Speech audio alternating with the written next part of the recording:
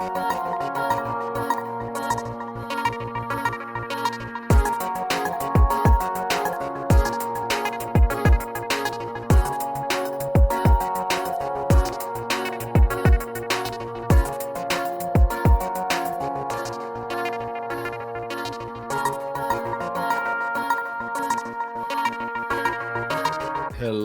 gamers, it's Rubik here for episode 21 of GamersGalaxie pod. Here with my usual co-host, WT. How are you, mate? I am doing fantastic. It has been an amazing 24 hours in the land of Immutable X. Welcome, Immutables. Man, if you're not fired up right now after all the announcements and everything on, you better check your pulse because it has been nuts the last 24 hours, and super excited to talk about One Tap today. What's your thoughts, Rubik? How are you doing after the last 24 hours? Oh yeah, it's big news from Immutable, the Beam/Merit Circle partnership. We'll speak about that later. But right now we're going to focus on Qorbi World, which is building, I believe, 3 games, and their first game out is a FPS shooter called One Tap. Welcome to the pod, John. How are you, mate? Hey, Rubik, WT, great to be here on GamersGalaxie. Thanks for having me. All right. Do you want to introduce yourself and tell us about what you're building and just what got you to blockchain? Yeah, absolutely. So my name is John. I am part of a company called Core Gaming. So Core Gaming actually is just works on a lot of things around video games. We build video games, and we also compete in video games on the esports side. So we do have a North American esports organization. Check us out, coregaming.com. We primarily compete in Valorant. We're looking at Apex, and we do a lot of fighting games. On our game studio side, which is what we're talking about here, we have a company or a brand called Qorbi World. And Qorbi World was started over 2 years ago. And its purpose is to create an ecosystem around competitive gaming and Web3. And the way we decided to do that was to build 3 competitive games that we can put under the ecosystem. And the first one is called One Tap, which we released officially in beta about 8 weeks ago. And in regards to like how we got into blockchain, so for me personally, I've owned a software development company for about 12 years now, and it's very successful. And we were thrown into blockchain in 2016 by one of our clients. They were like, "You got to go figure this out. It's booming, right?" And we were like, "Oh, what the heck is this thing, right?" And we had no idea what we were doing. And that actually is crazy. Like our first project was on Stellar. I think it was Stellar, either there, Stellar or Hyperledger, one of those two. There was 2 back to back. So yeah, I got involved. I was like, "What is this?" And I just fell in love with it. I fell in love with everything blockchain. I got my hands on every piece of material I can during that time, and just started playing around with the technology as much as possible. And then I pretty much spent the next 6 years learning everything I can about it. I've done a dozen projects from the software development side, either at an advisory role or from a team leader role. I have no idea how many protocols I've touched at this point, guys. Right? So it's like it's just so many. At least a dozen from. Well, the EVM ones are super easy for me now, but I've done everything from Avalanche to Binance, Ethereum, of course. We did some work with Hyperledger early on the private side. I've worked with the Solana, which is Rust. But primarily nowadays, or actually the only thing I work on nowadays is Immutable, right? And that's what Qorbi World and all its in-game assets run on. Yeah. Very cool. Interesting. Sounds like you went down the infamous rabbit hole of crypto and NFTs. I know exactly what you're talking about. There's so much to absorb, and I totally get that sentiment of just wanting to absorb everything and know about all the different chains that are out there. I totally get that. Been looking at your Qorbi World one tap game specifically. I like the art you guys got for it. I'm trying to put my finger on it. It's not. I don't want to say it's Fortnite, but like I feel like I see some of that, but maybe a touch of Overwatch at the same time, or I don't know. Maybe I'm off on that. What's your inspiration, or where did you come up with this concept for it? Yeah, what's funny is we didn't build it to look at anything. We weren't really inspired by anything other than the team, it's a pretty good sized team. We're all massive gamers, right? So especially on the first person shooter side. So all the way from the concept artists to, the 3D modelers, the animators, they're all people who have grown up in the last, 10, 15 years of just hardcore gaming from all levels, from the AAA side to the indie side. And so I'm not surprised. Everybody relates to this game somehow, some way. Sometimes it's Call of Duty, sometimes it's Quake, sometimes it's Crossfire. And usually it's like there's this section of the map that reminds me of Call of Duty, or there's this gun that reminds me of something. And we really didn't set out to kind of build it based on any other game. We just kind of, we literally created every piece of asset from scratch. It was a group of concept designers who were working with our game engineers and our what we call game masters, right? These persons, by the way, game masters have the best job in the world. Their job is just to know what goes into a video game and knows like the balance of it all, the mechanics of it all, but they actually don't do any of the physical work. So I love it. All they do is play video games and then tell people what to do. Best job. Definitely. So if I start over again, that's where I'm going to go for. But how do we get in there? Dude, it's fun. So these costume designers, they just sit down with the team and they just tell them, I want this, I want that, I want, and literally it's normally like, I want a snow map, which 1v1, and don't put it where you can get stuck anywhere or camp anywhere. That's literally like the directions that most of these maps came from. And then we have some very talented concept artists, and they were like, got it, and 2 days later they're like, how about this? And we're like, wow, this is awesome. So yeah, it's like that. Very good synergy going on by the sounds of it. So what does those designers and game masters come up with? What is one tap game? What is the loop, or how would you describe it? Yeah, for sure. So I'll tell you guys, like a little bit over 2 years ago, so we were building video games for some other companies at first, and it just about a little bit over 2 years ago we had an idea, like a little bit of a lore idea. We thought, hey, wouldn't it be funny if like we had this kid who was at home and he puts on a VR headset and he plays all kinds of video games in this VR headset, right? And then one of our engineers was like, it'd be hella funny if it was futuristic and that's where like the wars were. And that kid is actually one of like the top soldiers in these virtual armies. And that's what started the lore. And now that's really what Qorbi World is based off of, is really there's these in-game there's these characters, they're called Qorbs. And what happens is these are super soldiers that are like these special soldiers that have these incredible game sense. And so when they go into these arenas and play a game, they just play them better than everyone else. And so One Tap is actually the first game that they're playing in this arena. And so that's the lore of the whole system, and it kind of allows us guys to do whatever we want. Like you have these kid super soldiers that we're going to kind of grow over time, and they're playing a game. And so that's how we built in the storyline to be able to do multiple games.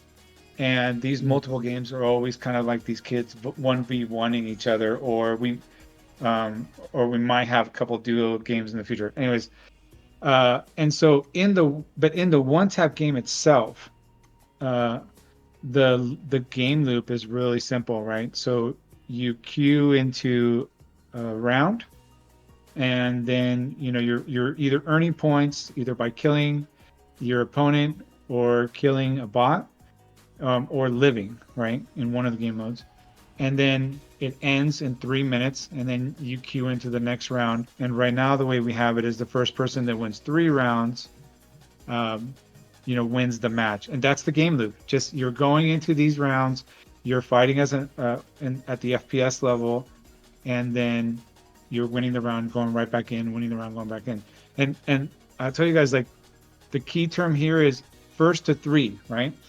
So we have a couple matches that we've kind of watched over time. They'll go like 25 rounds because each of them will have 2, and then they keep tying and they keep tying and they keep tying, just kind of battling. Like, so I've seen some of these go so long, and you think you're about to win in the last 5 seconds, like they get a spawn right in front of you and they kill you, and you're like, dang it, I'm going another round. So that's part of the fun. That's part of the whole loop system. Very cool. In regards to one tap, it looks like am I seeing this right? You have 4 different type of game modes in one tap. Is that current, or is there going to be more in the future, or how does that work out? Yeah, so the way one tap works is every time you queue into a new round, the system is selecting the map for you, and then you're selecting your weapons and your pets. And then and that's before you know what game mode it is. So all you know is the map. So it's random? And then yeah. Oh, yeah. wow. And so then the game mode is presented to you randomly. And right now in our beta, we have 2 game modes. It's a death match, and it's a gun game. You remember the old school gun game where it keeps switching like the gun every time you get a kill? Yeah, gun roulette. Yeah, exactly. Mm-hmm. And so those are the 2 game modes right now. It's kind of switching. It's randomly, so sometimes it switches back and forth. Sometimes you get 3 death matches in a row. It's just kind of keep going, and at every map, it's changing it for you. And all the maps are random. And then in January, we plan to release the Exterminator game, which is kind of like you against bots and against opponents, where you're earning points to win the round. And then in early Q1, we'll release the Search and Destroy. So Exterminator would be like PvE and PvP at the same time? Is that what you're saying? Yeah, exactly. Oh, cool. Exactly. Very cool. Yeah. Interesting. So you've got pets in the game. I've been collecting them. I've got, I'm looking at them now just so I can, I've got a turtle, a jaguar, a chameleon, and I'm just minted on the Earn Alliance site, reserved my 3rd and final egg. I had to buy the first one because I missed that mint somehow. The second one I got, the silver so what are these pets? Tell us about them. How many are there? How many more are coming? What's going on there? Yeah, for sure. So this is the pet system is really cool. So in the one tap game, your pets represent an ability. These abilities, like for example, the jaguar gives you a double dash. The turtle gives you a defensive wall. The chameleon allows you to disappear a little bit for about 3 seconds, and then the octopus allows you to blind your opponent. It actually like throws ink in the screen, and you're not completely blind. You can actually like see a little bit of the edges of the corners. And so it just gives you like these quick abilities. The kind of like the purpose in the game of the pets is to give you primarily like defensive, quick abilities to kind of move out of the way or kind of get yourself a little bit out of danger. I would say the chameleon is one of the offensive ones where, if you disappear in the right place, you can take an advantage. But they're all very strategic. So they all have very, very light usage. They really wouldn't be used to kind of secure a round, maybe a kill or maybe save you from being killed just for that moment. And then what happens is they have a cooldown. So as soon as you use their ability, you got to wait for it to kind of recharge. And all of them have different levels of recharge. What's really cool about this, guys, is like how you use them in the game. So in order for you to be able to use the ability of the pet, you have to actually pull the pet out. And then the pet's running around with you. So like these are really cool pieces of assets in the game, by the way. These are like handcrafted 3D animated animals. And we use the word pets, but I gotta tell you, like in December, we have a, a, a T-Rex, we have a dragon coming out. There's like a lot of different cool stuff coming out. By the way, I'll kind of leak it here. The T-Rex has like a stomp, right? And so it shakes the ground and it kind of disorientates you. It's super fun. Okay. And so what happens though, in order for you to use those pets, you got to pull them out. And so while they're out, they're running around with you, and your opponent can actually disable your ability by shooting the pet, right? So then you have to wait for that cooldown. What's really crazy is like the ones that we deem cooler, like a cool pet, we actually slow them down when they're running. So there's a space between you. You might take off running down an alley, and your turtle stuck, like it barely is moving because it's a turtle, right? And your opponent just runs right into him and takes him out, and now you don't have the ability anymore. So that's how the pets work. The egg you were talking about, that's kind of our way of it was like our way of celebrating that our beta was being released and ready. And so what we did for the first 4 pets is we created this egg system. Basically, each of these 4 pets have a bronze, silver, and gold egg. And we did a free mint on our socials and Discord. And if you collect all 3, you just go to our website and you trade them in for the pet. So the first, technically, I know Rubik, you went and bought one of the eggs, so that's awesome. Thank you.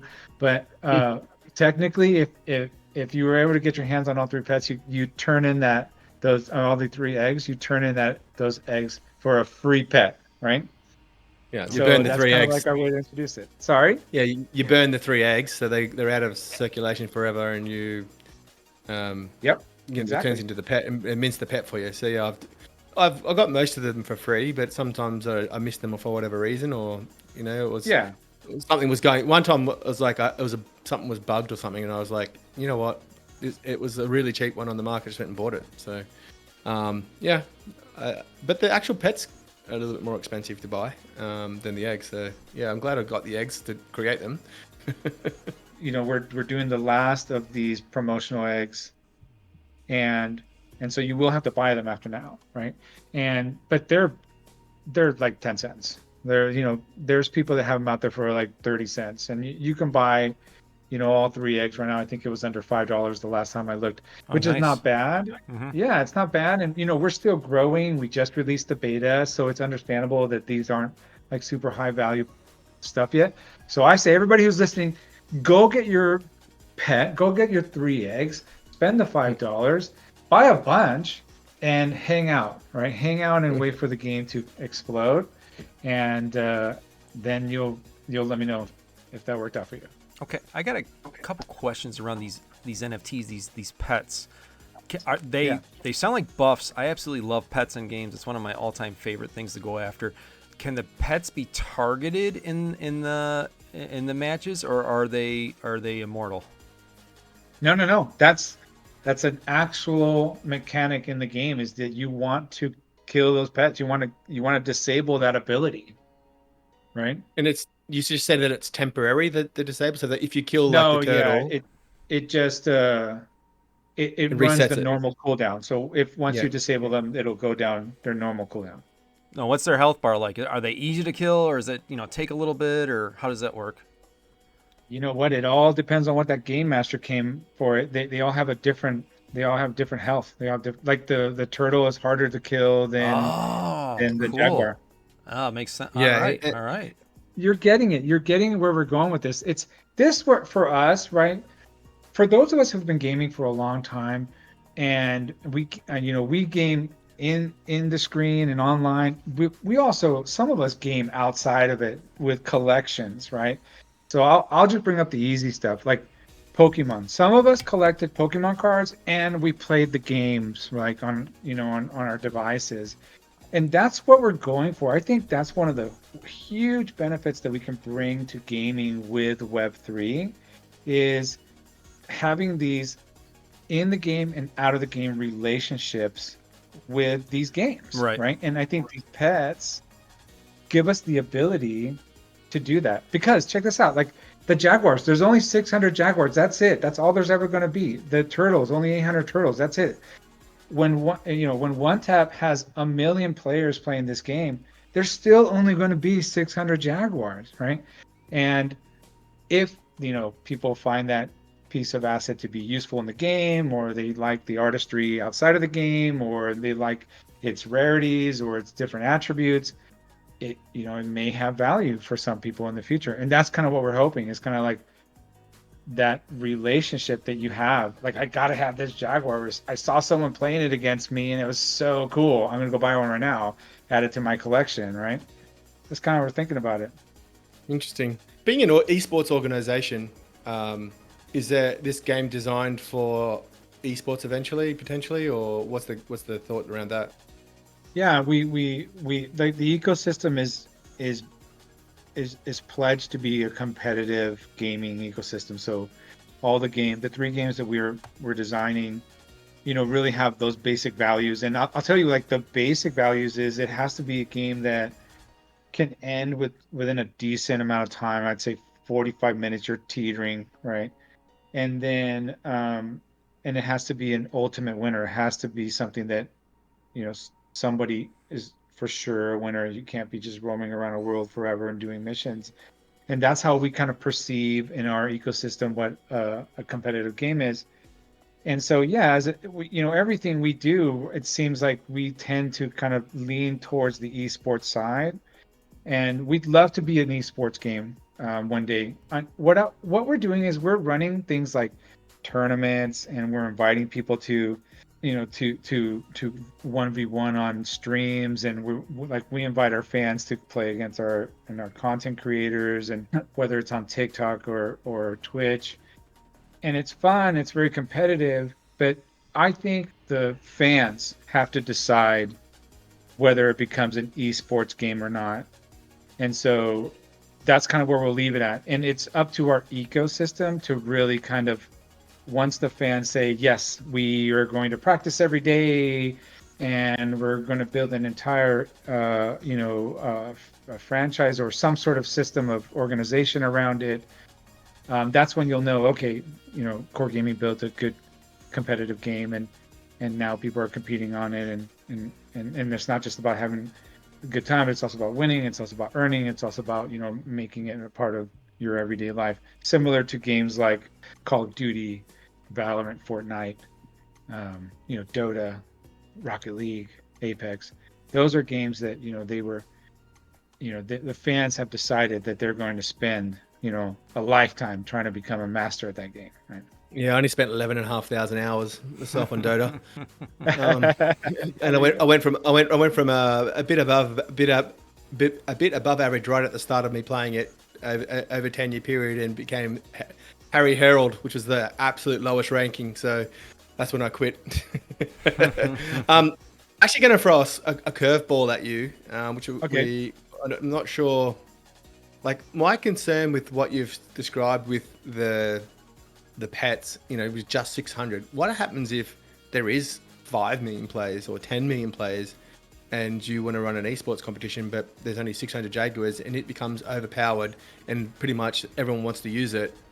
Like, do you not see an issue with people going, well, this is bullshit, I'm not going to play the game because I'm Oh getting yeah, for sure. I'm getting shafted by someone Yeah. that's got the money and I don't? First thing we thought of, and so the way you solve that is you actually classify everything under 4 different categories, right? And we define those categories online, and I won't go through them too deeply, but basically, there's a balance across the entire pet collection around how they work. And so, yeah, the Jaguar has a dash, and maybe a combination of like the shotgun and the Stone Hollow map with the dash is like super OP, and someone just figures out how to abuse that. Well, I got good news and bad news. The cheetah also has a dash, right? There's other pets that are going to have very similar abilities. Now we'll tweak them a little bit, right? And some of them, there'll be 2,000 of them available. Some of them they won't have a double dash. They'll have a single dash with a slower cooldown. But those abilities, And those type of abilities, there's like, again, there's only 4 type of abilities there are defined. There's kind of like a defensive tank ability.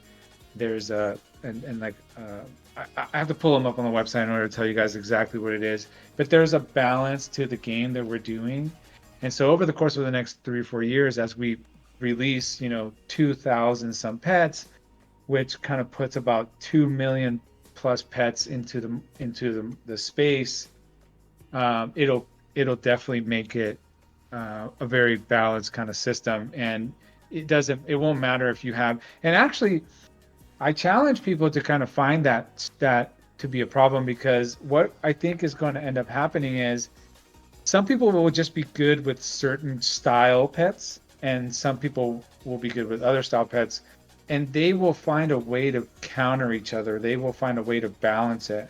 So when we released the chameleon and it was being played in the game, people were like, "Oh, it's over. You could disappear, right? You can disappear and still shoot people. Like, this is so BS." And the game engineer and the game master was kind of giggling in the background as they're watching this stream, because the next thing you hear is like, Am I still disappear? I can't tell if I'm still disappear. Yeah, sorry, that's part of the balance. Like, you were able, and if somebody first of all, if you're shooting at someone, they know you're shooting at them, so you know where you're at. And so if they're pointing at you, they can see your indicator. There's so much balance into the game that these pets, they don't really give you that overpowering feeling. Maybe they give you a little bit of confidence going into the match, but as soon as you start using it and the other person pulls out their pet and they're shooting at you, I think everything kind of goes back into like how well your game sense is, how well is your aim, and right back into competitive mode. I despise invisibility in any game at all. just put it out there. Absolutely hate it. So yeah, that I kind of like that though, because like if you don't know if you're invisible or not, you're gonna be second guessing, like, oh, did it wear off yet, or and then that might put a little hesitancy into it. So I can totally see that, but it does for me. Like, I have a chameleon, and first of all, I'm not the best aimer, right? And I have Core Gaming has a bunch of pro players, and I play with them once in a while, and it's just ridiculous. It's literally like 20-1 when I play with them, and you actually get a kill. Yeah, and it's not because of the chameleon. Okay, it's like I get bored, and they're like, "Let's see if you can actually they stop shooting back." So you're better than me then. I use the chameleon now, and I literally swing invisible, and in my head I only have that initial swing that I'm invisible and get it done, and so I think that's how I figured out how to use the chameleon, and even then it still becomes a low possibility, because there's no weapon that I would use as a combination with the chameleon that instantly will take you out, right? So I only get that one shot out, unless you're low health. It really isn't a super great power up.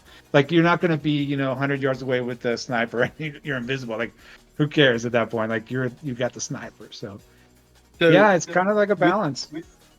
With the I want to go back to the your team, your esports team. Did I read something right that they won some world championship recently, or in the last year? No, they win. So we do LANs. So we do a lot of LANs, and so this off-season. So this is a Valorant team, and they had an off-season. And during the off-season, there was a lot of great LANs here in NA. And so we took second place in one of them against Oxygen, and then we won the Las Vegas one. Okay, cool. That's still so it's not a top tier, but is that what you're saying? But or was it top tier, like the absolute? In Valorant, the tier 1 league, or like the top tier, is a global league, right? So you have your NA teams, but you also have all your teams from all over the world competing at that level. And then what you have underneath that is your tier 2, and that's where we are, is in the tier 2 section. Playing against local North American teams. It's just against North American teams, right? And if you could look at the VLR right now, I think we're like ranked 15 in North America, and which is great. We're not bad. Super proud of the guys. We're about to head into the season. And so, our job right now is to qualify for what they call challengers, and then that gets us into a year-long season, playing against, the great teams in NA, and then from there Cool. we go to a international tournament. So with Valorant, you can grow, like you can get promoted into the top league, right? Like unlike League of Legends. See, I'm a Dota player, and I like the fact that they have promotion relegation. That any team could just put up a team and end up in the world championship. But within League, you have to be a franchise team to be able to qualify. Is Valorant different? Can you be anyone and rise to the top? It is a little different. What happens is they have this tournament called Ascension where all the tier 2 leagues kind of lead into, right? So all the top teams Yep. play this one tournament, and the team that wins that tournament gets a spot, but at the tier 1 level, and plays internationally on the big stage. And so, but it isn't a permanent spot like the way the franchises are. It's kind of like you're invited for a couple of years to come and play. Cool. Yeah.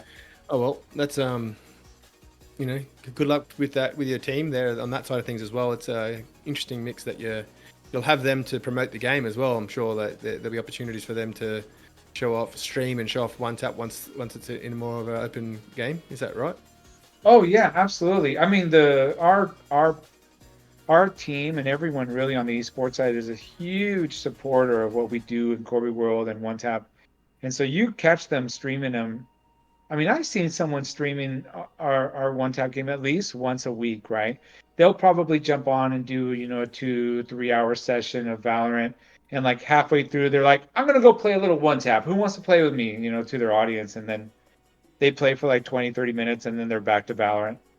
So you guys have been out for a little while now. You definitely got a playable product. How is the game development going in your opinion so far? That's going great, actually. So we did this crazy thing. So when we were in what we called alpha, it was really kind of like this closed door alpha, and we let about 8,000 people come and try the game. And then as we let them in, we captured their emails, and so we email campaigned against them or with them to get their feedback. And out of the 8,000 people, 4,000 people sent us feedback, and we were super grateful. Cool. And we've kind of been using that as a little bit of a guide to run our optimization. So it was a lot of like, well, we allowed a lot of them to use the pets, so that was cool. But a lot of them were like, okay, the sniper would be better if it did this, or everyone's like, oh, we need a slide in the game, we need this, we need that. There's a broken pixel in this map, and so we're just, we're super grateful because it gave us a great optimization list, huge feedback. Some people wrote us essays. Some people sent us videos. I mean, the Web3 community really came through on this for us. And we want to kind of thank them and go through every single one of them. But you know what we did? All right, so that's a lot, right? 4,000 people giving feedback, that's a ton. Yeah. So and it all came in, and what we use a company called Jotform. And so it puts it all into like a spreadsheet. We took the spreadsheet and we threw it into ChatGPT, and it organized it all for us. It like literally spit out like weapons. Here's all your issues, right? Oh wow. And yeah, it was really cool. And so yeah, we've been kind of just optimizing from there. So we have a small team just purely optimization. We're releasing probably 3-4 times a week. And then we also have our bigger projects going on right now. But the next big one is key binding, which is coming out either tomorrow or Monday. And then leaderboards with XP points, right? And so Cool. that's kind of like, it's your kind of more traditional, like you earn points and you get the special mint or, things like that. How big is in the game? So how big is the Qorbi team?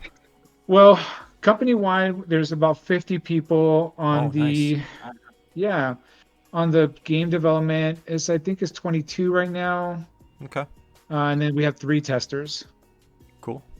We don't normally talk about tokens. We're more game focused, but how is the token system? Could you briefly describe how that's going to work once the game releases on chain? Yeah, for sure. So we have we have a primary NFT collection, which is um, voting, staking, and earning, and we call them Corbs. And if you have those, you can earn in the game. And basically, what we've developed, and guys, we developed this 2 years ago. Like we saw Mm-hmm. how we wanted to build this game and how we wanted to build this ecosystem. And actually, 2 years ago, we also saw Axie, and there was a couple of flaws that we saw within the tokenomics of Axie, and it was, nowadays we kind of understand it a lot more, right? Couple And of they were flaws? Are you kidding pioneers. me? What? Yeah. They have flaws? Mate, Hey, be come on, nice, man. be I nice. It's just, token first. no, man. I'm going to be honest. We're not nice, we're honest here. That game required doubling of players every 5 weeks to maintain the value of the token.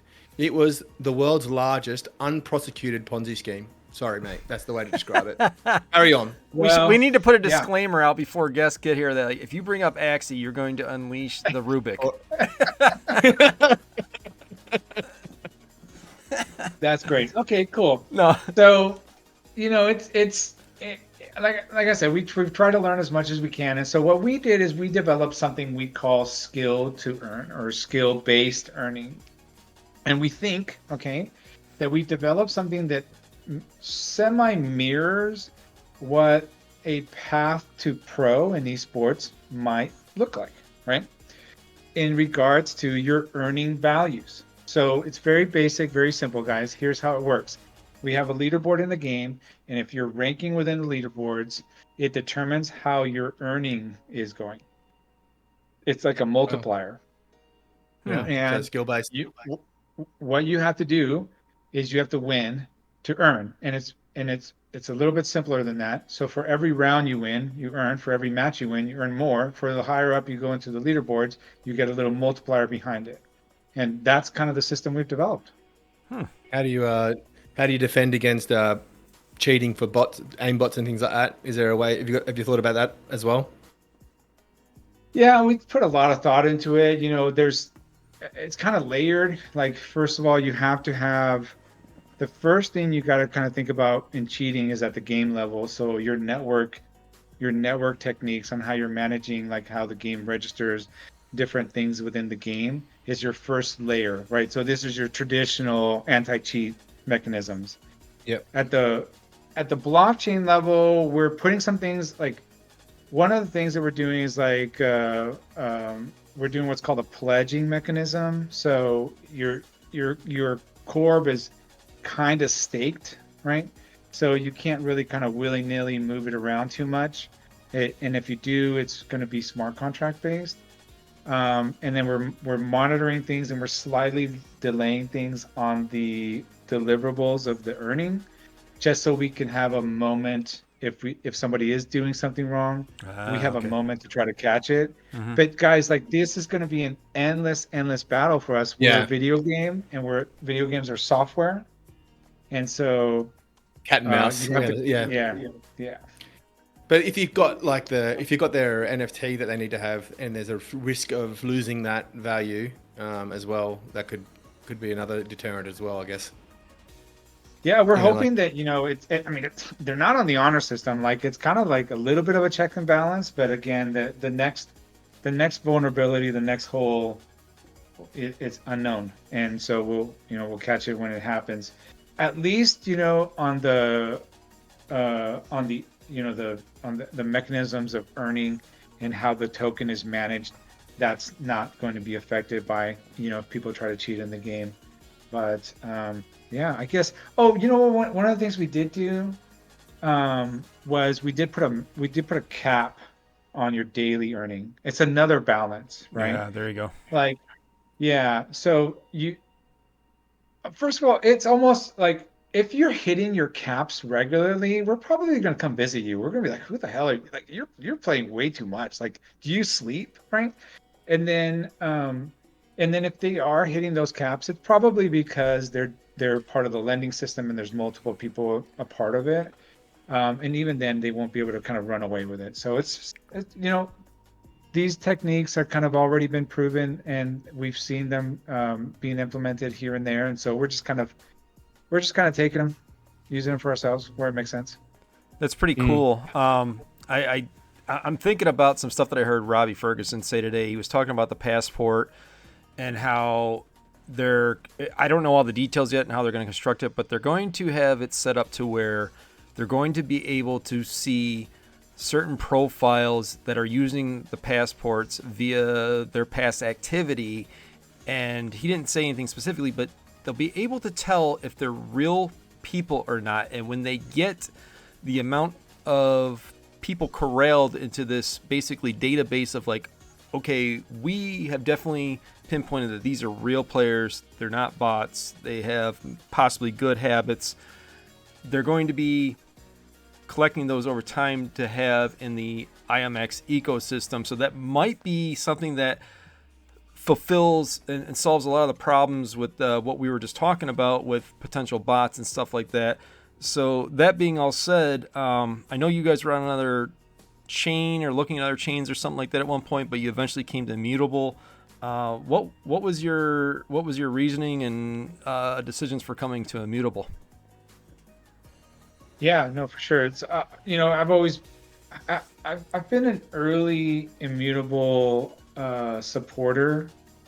Like I was buying some of their early stuff in their marketplaces, and I honestly, like I've read through, like, dude, I'm a total software guy, and like 2-3 years ago, I forget, I ran into the Starknet documentation and I like read it and I was like, oh, this is so cool. Like I can't wait for this to come out. And to be honest, when I first was introduced to Immutable, they weren't like the next big, ecosystem for gaming.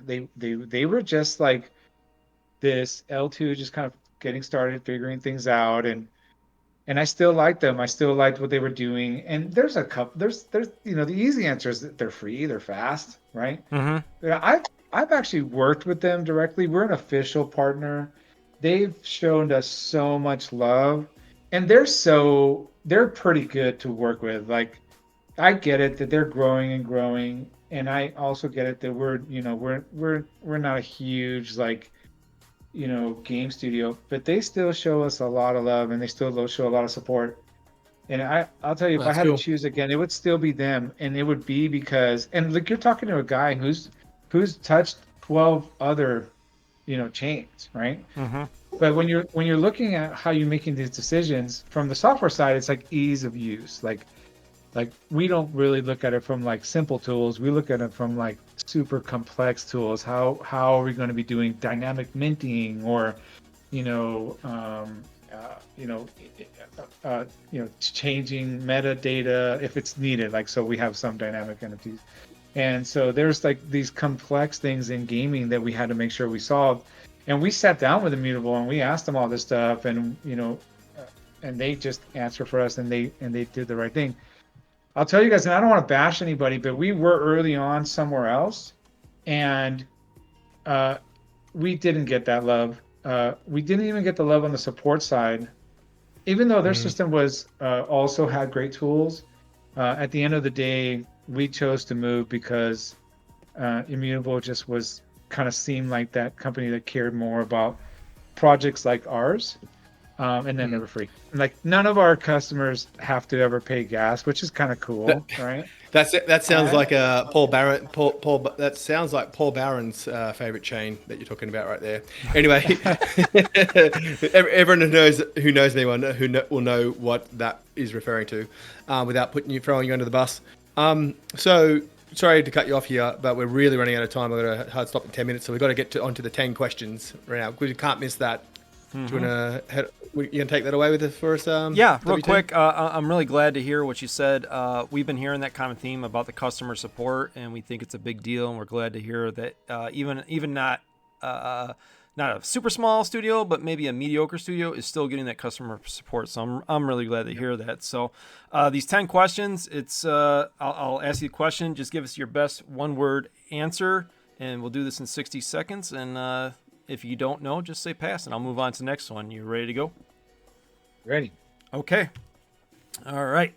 Do you prefer to watch sports, or would you rather watch an esports stream? Oh, esports stream. Okay. All right. Now, do you prefer to play sports or would you rather play video games? I prefer to play sports. What is your favorite sports to play? Tennis. Tennis. Okay. All right. All right. Hopefully, you know who these guys are. I'm sure you do. They're pretty popular. Messi or Ronaldo? Can I combine the two together to make the greatest player of all time? Nope. I'll go with Messi. All right, That's Messi. that's a good answer. Yeah, it's a tough one. Everyone struggles on that one. Xbox, I don't, Messi. Xbox, PlayStation, or PC? PC. Yeah. PC Master Race. Which do you prefer, reading a book or going to a movie? Movie. Okay. So what's your favorite movie with that answer? Favorite movie, dude. I have a lot of them, but you know what? The one that comes to mind right now, I'm a huge Die Hard fan. Yeah. Yeah. The Christmas love that movie. It's a Christmas movie. Yeah. Yeah, it is. Yeah. All right. Ferrari or Lamborghini? Oh, is Tesla on the list? Oh, man. Oh, what a yeah. lead up. What a My lead boy. up. Now I can't wait. All right. Your favorite ice cream flavor? Rocky Road. All right. Okay, our favorite question. One word to describe Elon Musk. Oh, ambitious. Nice. Nice. Quick answer, too. All right. Did you say if you locked in a Cybertruck? Have you been following that? No. No. Only Did 2 I see it million was orders. bulletproof? Is it bulletproof or what? Yeah, I saw someone throwing like It's- baseballs at it. No, it's bulletproof, mate. I ordered all 3 versions so I can test them out. You can't even put an Yeah, arrow that's a through good it. idea. All right. Video Yeah, game. I don't know, Video game that popped your cherry. dude. I'm old, guys. So, We are too. Don't worry. No judgment. There's no Yeah, elder yeah. shaming here. dude, I mean, I was probably playing in the arcades before consoles came out, so it's Same. got to be something like, like Missile Command. You might remember that game. Oh, yeah. That's probably that one. Yeah. That is an older one. Yeah. But dude, like as far as console games, you guys remember Cubert? I Hell must yeah. have clocked like 1,000 hours of Cubert, bro. It was crazy. Dude, I can still hear that noise in my head of him moving around. Yeah. I can still hear it. And the noises you make when you get hit, you know? That's our 10 So, questions. You did great, man. It was good fun. Thanks. So let's the real thing I want to find out about, like, we've got more pets coming into the game, but there's also an upcoming loot box mint that's, do you want to talk us through what that is and the pricing and what it's going to be for? Oh yeah, for sure. So we're kind of celebrating a first edition weapon skins, right? So we did this really cool thing. We call it the Color Skin series, and it's really based off of our primary first maps. By the way, we have only 5 maps in the beta, and there's 3 more that we're going to be releasing, and you'll be able to access most of them. One of them is this like space map that's really cool. I can't. Marketing will kill me if I say anything else out of that.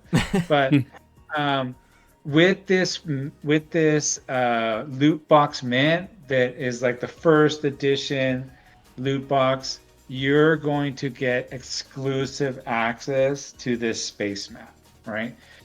And I can't wait to show it off to people because it's so crazy. Like when you guys play the game, and some of the maps we have these crazy trampolines and ramps, but you're in Egypt, right? And so that's a little teaser of how the space map's going to go.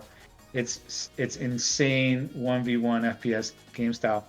But so the loot box is real simple. We kind of priced it to kind of be like pretty good, I think.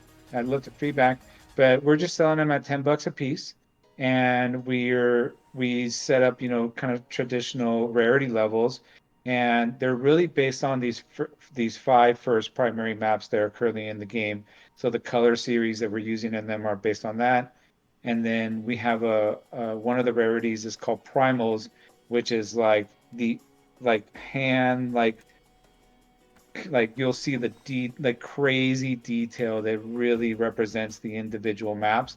Like for example, the Egyptian version of the game, which is called Scorch, you'll see like hand inscribed hieroglyphics over a golden like shading of every single weapon, and it's just like super classic and beautiful. And so hopefully everybody enjoys kind of like that extra portion of the game, and we're trying to give a bunch of rewards because it's our first skin sale. We're also going to give like a bunch of little rewards, so if you have so many, you'll get an extra, this really cool animated weapon that we did for the game. And yeah, so that's coming up. It's actually coming up very soon. We have allowed a few people to do some private sales, so if anybody's interested, join the Discord. That's where we usually release all the good stuff. Ooh. Yeah, that's it. So one thing I wanted to, the actual difference between this kind of mint and a traditional Ethereum PFP, even a gaming mint, a pass mint or something like that, like it's actual like gamers going to buy it, and the trading on it probably not going to happen. Like the secondary trading isn't going to happen on it usually. But what you've done to create a potentially for that to happen is that there's rarities that you can get, like so. Not the loot boxes being a rarity like another game did. They did another thing like this, and it's the actual items that you could get, like 1 in 500. I think there's 1 in 500 out of hundreds of thousands of items that could come out of you could get like there's a super rare one. Right. So for $10 you could get that one real super rare. So there is that kind of degen angle to it, as well as it's an in-game item, which is not that often like minted these days yet, because it's still early days for gamers to come on board. So I think you've got the good, like I've really done a great balance on that. You should be able to attract the degens that are gambling, trying to win the really rare items, and as well as the gamers that just want to collect these stuff for their in-game items. So good luck with that. I hope that goes well. Thank you. Yeah. That's Absolutely. Can't wait to try this game out, and thanks for coming on today and hanging out with us. Really appreciate it. And who knows, maybe down the road we can have you back on again when you guys get some more stuff developed. Yeah, sounds great, guys. Thank you for having me. It's been a lot of fun. cool, man. Thank you very much for coming on the show. It was awesome.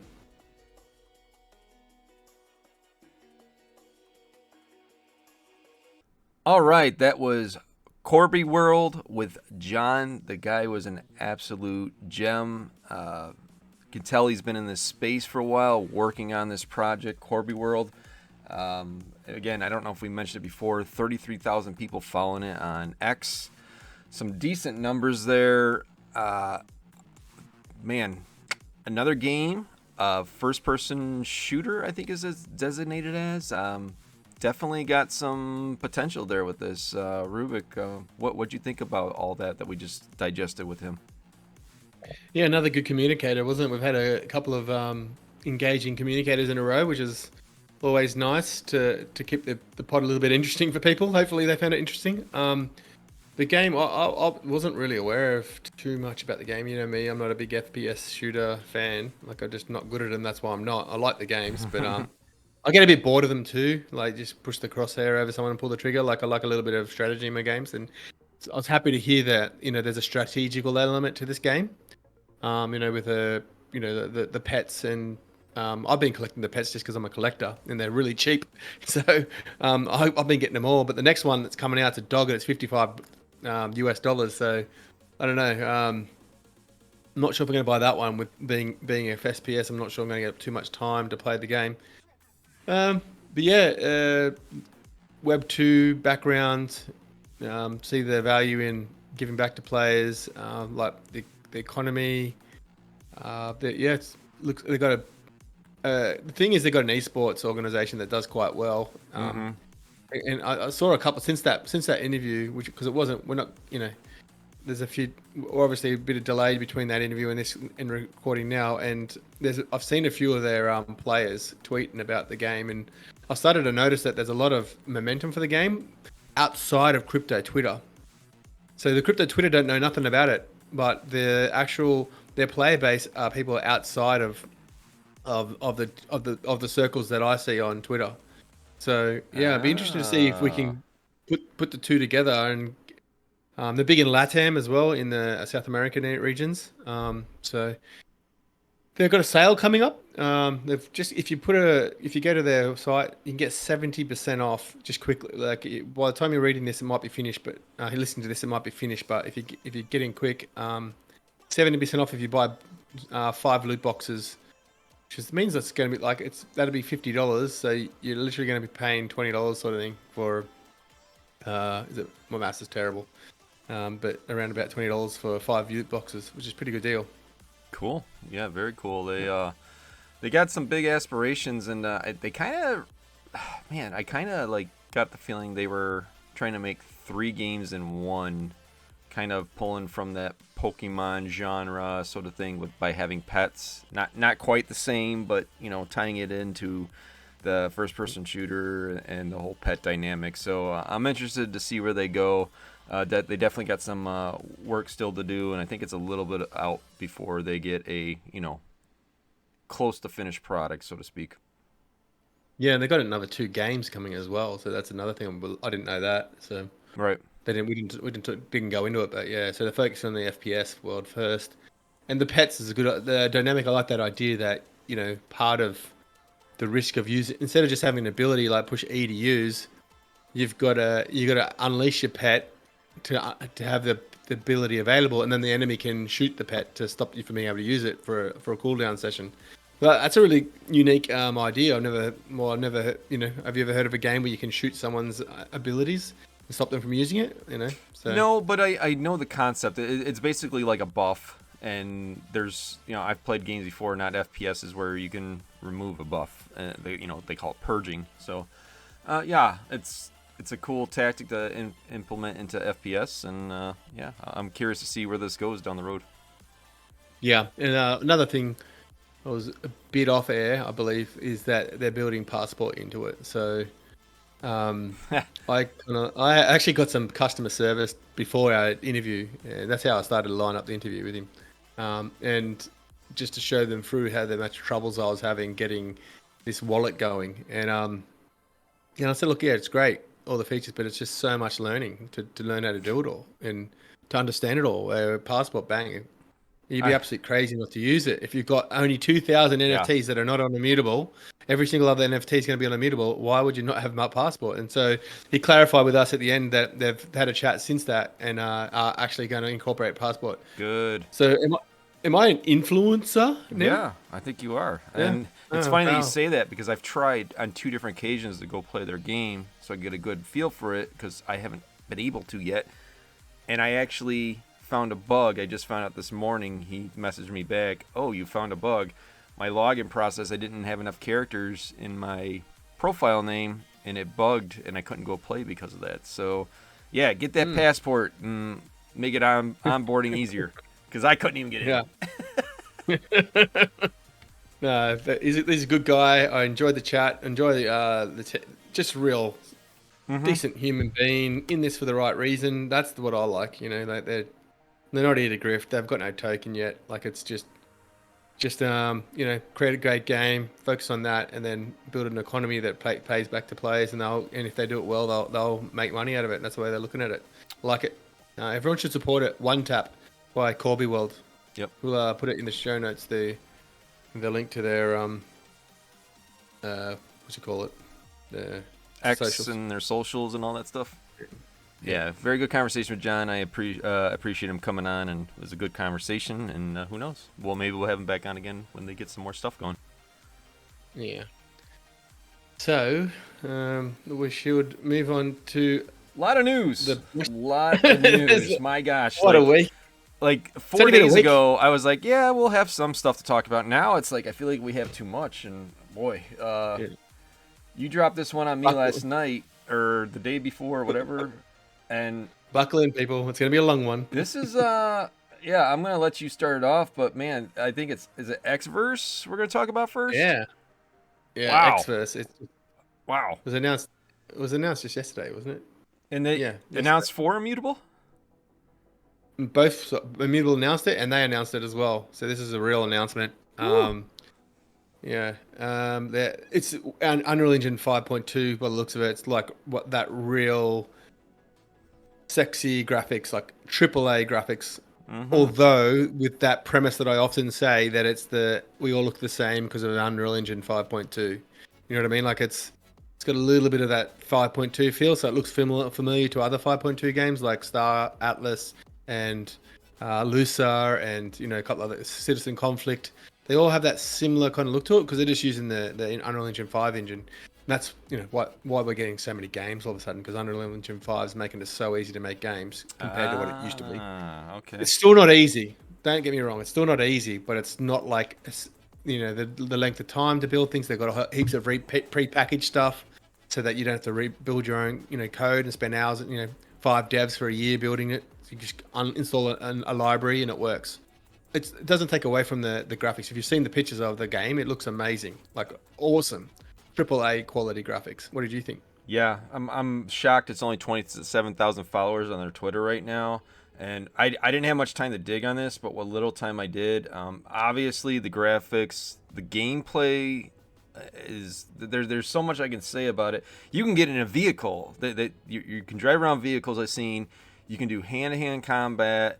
Obviously, a third-person shooter, sexy graphics, and then I started digging further into them. I don't know who these people are, but I quick read their backgrounds. Looks pretty impressive, and these are just advisors. It's not the team, but they've got 2 advisors.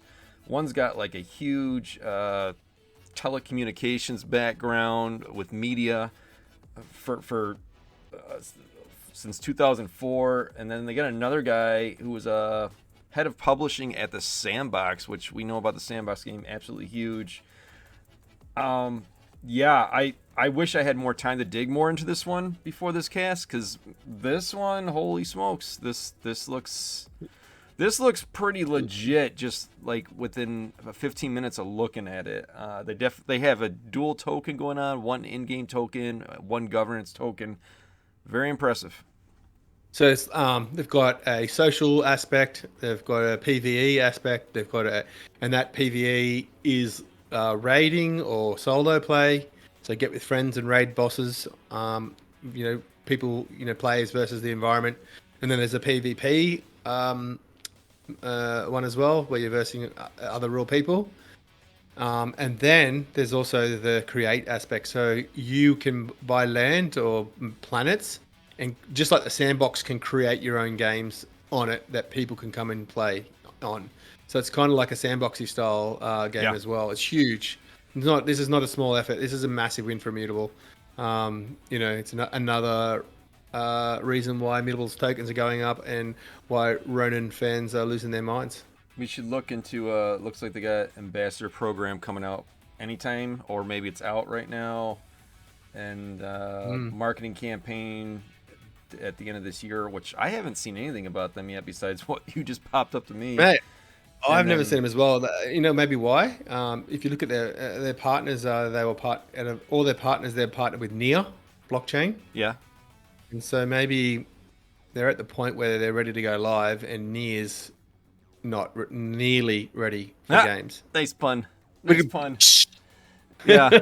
So yeah, I seen that they were come from Near. I'm assuming they're gonna multi-chain like a lot of these games are. It looks like in Q1, Q2 they got a bug bounty program. Looks like they might do some Avatar NFT sale, testnet, Battle Planet private alpha. So it looks like they got a private alpha coming up. And the one thing I did catch, they're saying a full game launch by Q3, Q4 2024. I'm going to be highly speculative of that after everything I've seen in this space. That sounds a bit quick, but who knows? You never know. Maybe they're on par. Immutable announced that they're launching soon, so I was assuming as soon as testnet goes to mainnet. So, but maybe that's just Immutable being exaggerating with their times as usual. Well, testnet Q1, Q2, and then mainnet launch, full game launch Q3, Q4. I wouldn't bet on that, but I could be wrong. Maybe they're the best ever, and they're going to be fast. But that usually doesn't happen in games, it seems like. Show me a game that's ever launched on their launch date prediction. Yeah, and I'll show you a bridge I want to sell you. It's just so cool. it's yeah, I'll talk about this a long time because it looks pretty sick racing and just like a Fortnite pretty much sort of Yeah. thing, but with the blockchain and way better looking than Fortnite even, I'd say, and just different themes. Just it's a perfect game for blockchain. So interesting to see if it comes out on Mutable exclusively or it's near and Mutable. But yeah, I doubt that. I think a lot of new Mutables winning these games because they've just got they've just got the gaming infrastructure. They got the everything going the right direction, and everyone goes, "This is the right place to build," I think. And there's so many games doing Immutable and another chain, and you'll find that over time. We'll be talking about more about that later for sure. Yeah. Cool. What are we up to next? I've lost my track. Arena of What's Faith. our next one? Yeah, so that was in between two layers. Robbie announced that Arena of Faith is coming to Immutable, and it's not been announced. And one of those ones where it's not been announced anyway. I was wondering if he was thinking of Evermoon instead, because they have ZK Sync as their current chain, and I've seen in their Telegram their mods say that they're on ZK Sync. And so I was like, I think this might be a wrong call from Robbie by a chance. But one thing I have noticed in just today is their Twitter account used to say powered by ZK Sync on their profile, and now it doesn't. So that's like in the last, we only heard about that 2 days ago or 3 days ago, and now they don't have that there. So maybe, they are.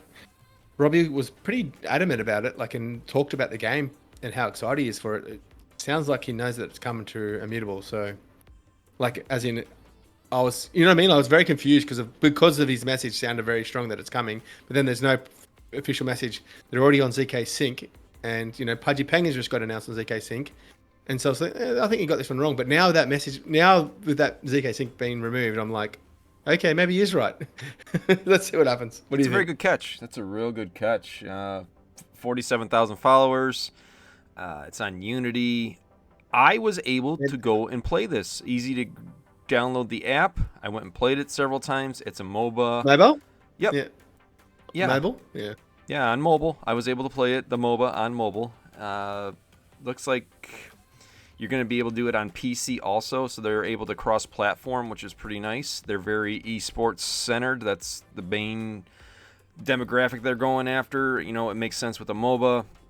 Q1 to Q2, they're expecting a complete full version of their ecosystem. What does that mean exactly? I'm not sure. They have an ACP token, and with that you can buy mystery boxes, you can forge things, you can update skins. I'm assuming their skins can evolve. How is that going to work? I'm not sure.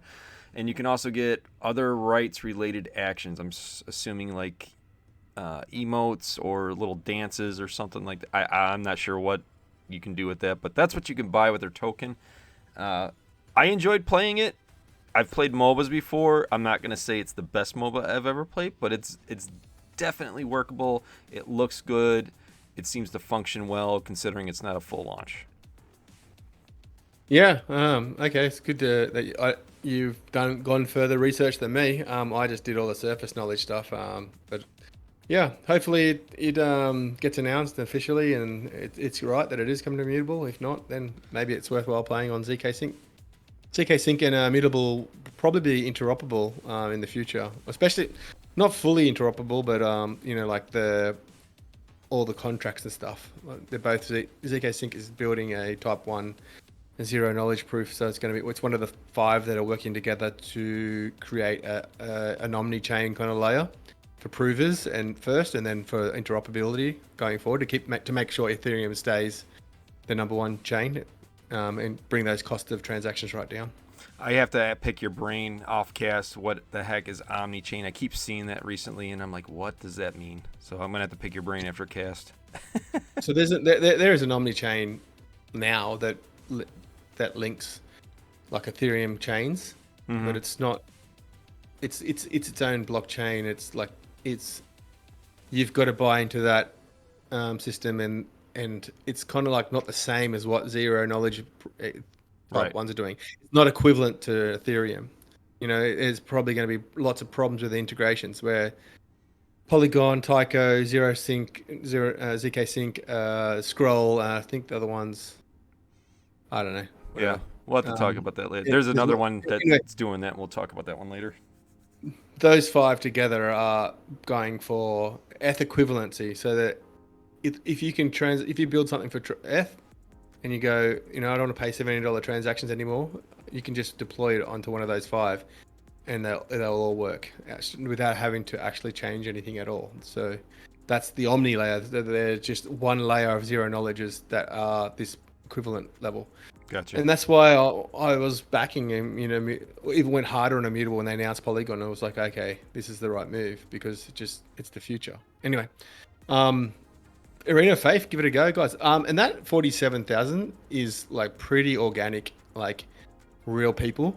Their Telegram is just non-stop, like a Twitch stream of Ninja. Like it's just permanently pumping like messages after the other during certain periods. Mm-hmm. They've got a huge community already.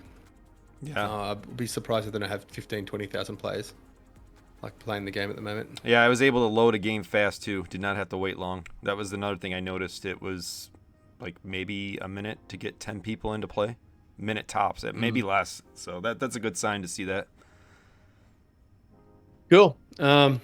Next one, Lumiterra. That was a bit of a surprise one, and it's not announced by Immutable. It's only announced by them.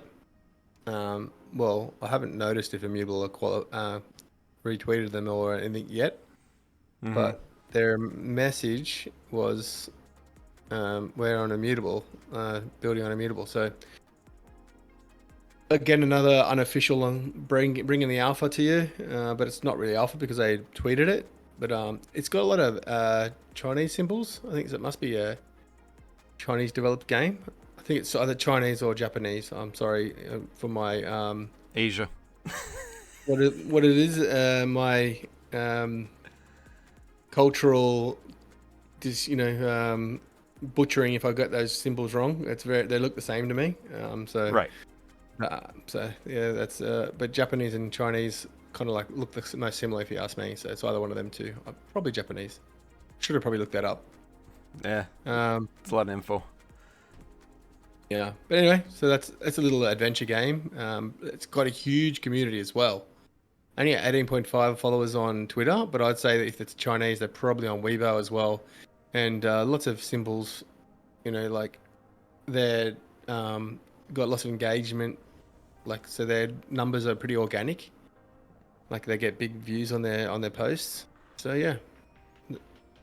Did you find anything about them? Not much. The only thing I did see is they're on Apple, PC, and Android, which is pretty good considering they're hitting all those platforms. It's a multiplayer, open world survival. You can craft in it, you can farm, you can battle, social aspects with those three things that you can do with everybody, and you collect mysterious creatures, whatever that means. And yeah, I mean, I could see it working.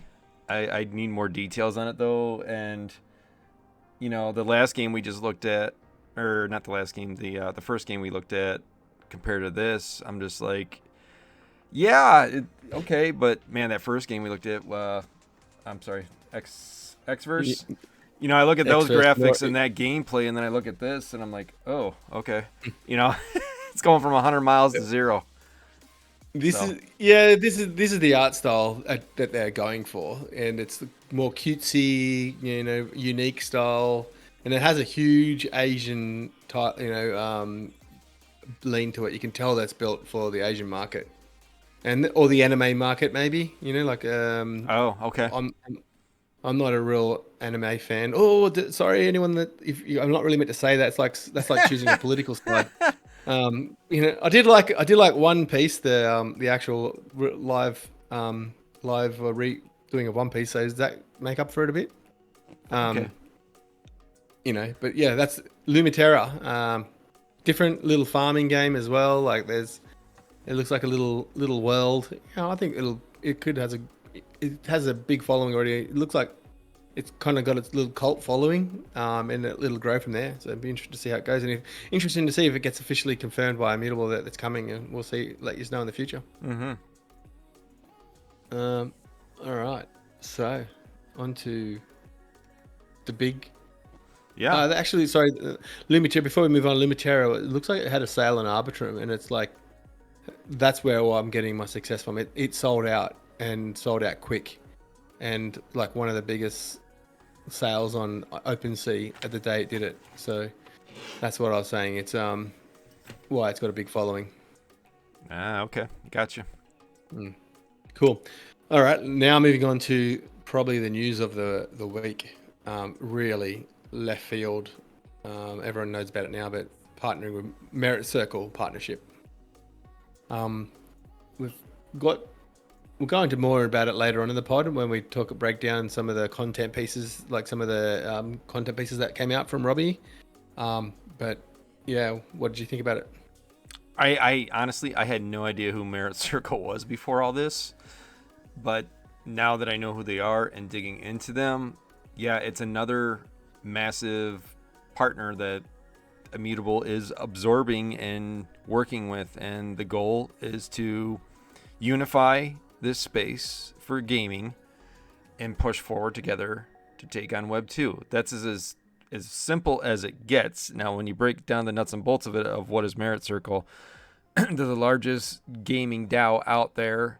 Lots of investors have put into it, and they organically have $100 million allocated. That's real deal money. It's not token value. They do have a token valuation. I think it's close to $1 billion, maybe. So let's say whatever. 800 million. Yep. Okay, yeah. So whatever tokens they hold as an organization, if they sold them today, they could roughly get somewhere in there. It's a valuation, doesn't mean exact, but still, it's a lot of capital, basically, is what it comes down to, that they could potentially have. But if they did that, it would sink their tokens, so they're not going to do that. So that's the difference between the two values that we hear a lot. So that $100 million is used for several things, either upgrading their infrastructure, making new developments, backing their Sphere marketplace, or the bigger picture of it is investing into games. So currently they are an Avalanche with the subnet, and they have invested in games in Avalanche. Well, along comes Immutable into the ecosystem with them now. So that money has the potential to go into tons and tons of games at Immutable if they deem to do that. So that is an economic boost to the whole entire IMX platform. And then in addition to that, they're probably going to be working close together with the developers of Beam. Beam is also the platform that Merit Circle has created. It's very similar to what IMX does, but I don't think they were as advanced as IMX is, possibly. I'm speculating on that. And so though their brains will collab with IMX brains, and they'll make beautiful magic, is what I'm guessing. Yeah. What do you want to do? Go into it more later or go into it now about the podcast feedback? Because I've got a lot of... I've listened to 4 podcasts this week of over an hour each, and most of it about Merit Circle, and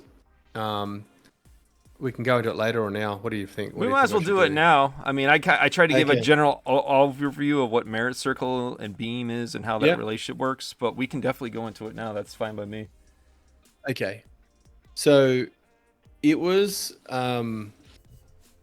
Merit Circle was invented around the time of Axie Infinity's rise. Mm-hmm. And so they started doing scholarships and stuff, and they raised a token. They got in early, whenever all these guilds were valued at stupid money, like stupid money. Okay. And they, one of the things I remember them for is that they had a DAO vote that YGG invested in them, and then the DAO vote voted them out.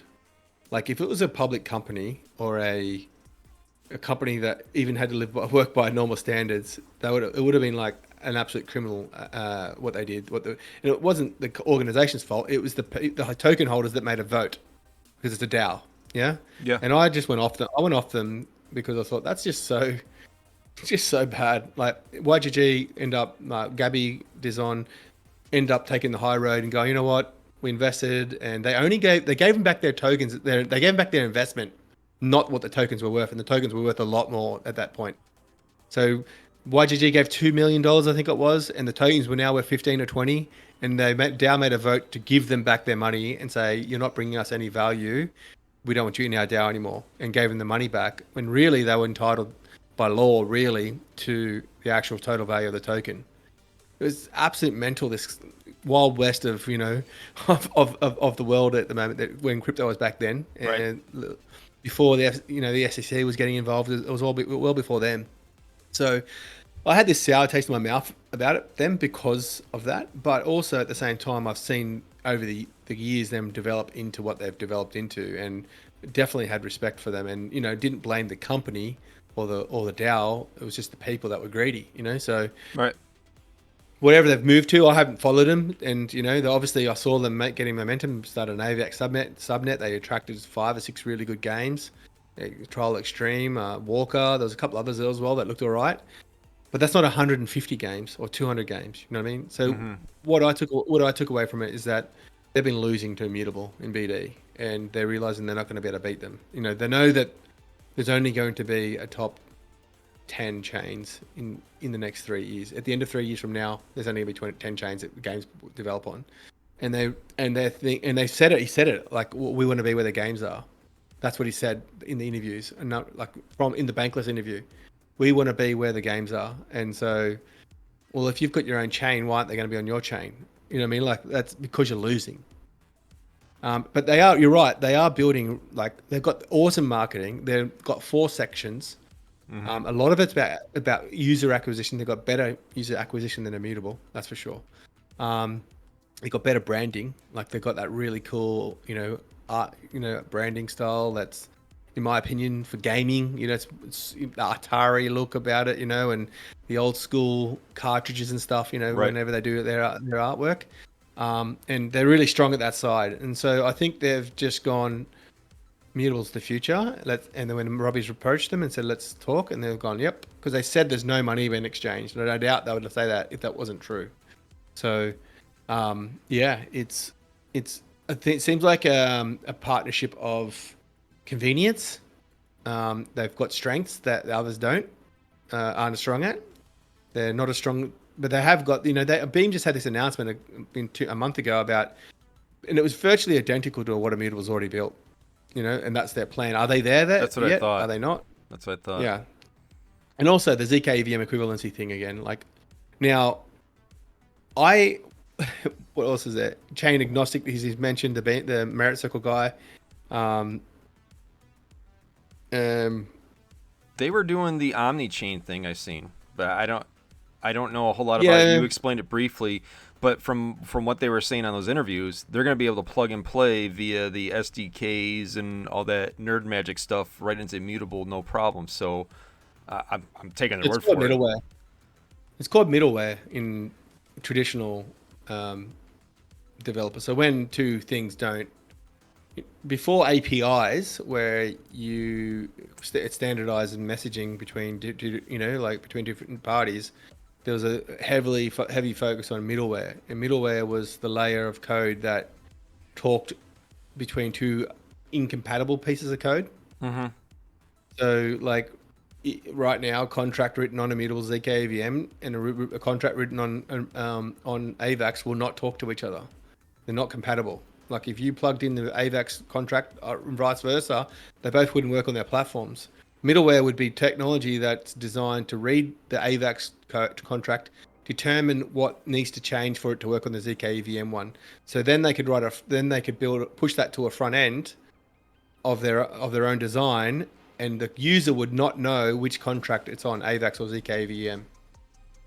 Right. Yeah, because the middleware is doing the conversion for you and spitting out the answer to a consistent front end. So the middleware will get both ZKVM and both AVAX. Should probably choose one language that it's going to be focused on, and any other new chains that join would always be outputted to that one kind of standard. And they'd be choosing either AVAX, and I'd assume it'd be ZKVM because it's compatible with that. And so everyone's chains can spit into this middleware, and the middleware spits out to the Beam's front end for the customers to use, and it just looks like it's just one game, one platform. They don't even know. So when this cast comes out, I'm going to go back to this section and I'm going to slowly go through this and try to piece it together because my brain hurts now. It's as simple as a translator. I get the concept. I get the concept, but I have to piece it together slowly. someone that speaks 15 languages, and they translate to to everyone in a way that everyone can understand. Yeah, I get the concept. Yeah, but something you said earlier, two things you mentioned, user acquisition. I don't know if I wrote this down wrong or not. I don't know if I forgot a decimal, but I have written down 15 million users are playing on their game Trial Extreme. I don't know if that was supposed to be 1.5 million users. No, that's the people that made that. Yeah, have 15 million players on their Web 2 games. Is what they said. For Trial Extreme, or the builder of Trial Extreme, the developer. Yeah. From Web 2, and their Web 2 games have 15 million players on it. Ah, okay. Yeah, they were talking about that and some other thing called Amino, and it's got some like mainstream adoption with the 49er football team and some yoga company or something like that. I didn't know who that was or whatever. I definitely things I want to check out. So what they're saying is they have access to eyeballs on the normie side, Web 2, that they could potentially tap into to get eyeballs on the Web 3 side. Is that what I'm hearing? Yeah. Okay. But my biggest takeaway from all this information I've been gathering is that Merit Circle, there was no commitment to ZK EVM being part of their future. There was not one person. Some people say migrate. Sorrow, this is another piece of detective work I did. Sorrow wrote migrate to Immutable on one of the tweets, and then the former CMO, Devon Ferreira, who was at AVAX and Immutable poached, and they're no longer at Immutable, seems to be posting about AVAX again a lot. Said, is this a migration or is it just going to be dual? And then now I went to look for that tweet tonight and it's gone. So it's going to be interesting. I think either two things. This is just a front end thing for user acquisition, integrating Immutable's ecosystem of NFT sales on their marketplace.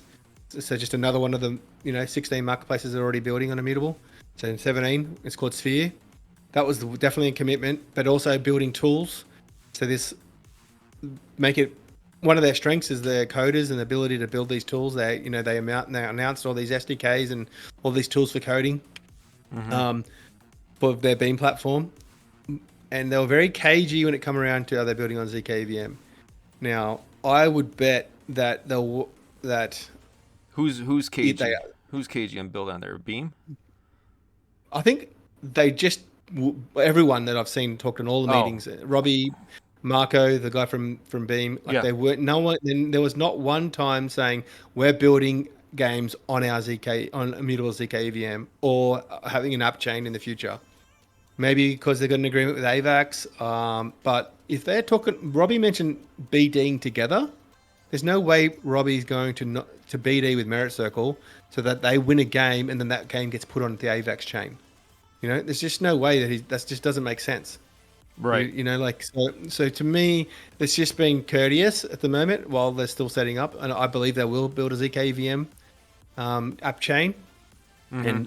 And then they will build that tool, the middleware tool that I told you, so that on Beam, you'll be able to play games that they build on AVAX, that they'll build on Immutable, or that Immutable's building, and it'll just look like they're all Beam games.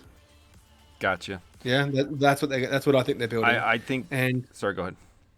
If Immutable wants a game, they're going to be working with, Beam to say this is going on ZK EVM. Otherwise, we're versing you and we're going to compete with you. So, be interesting to see how that works, man. That's the complex thing.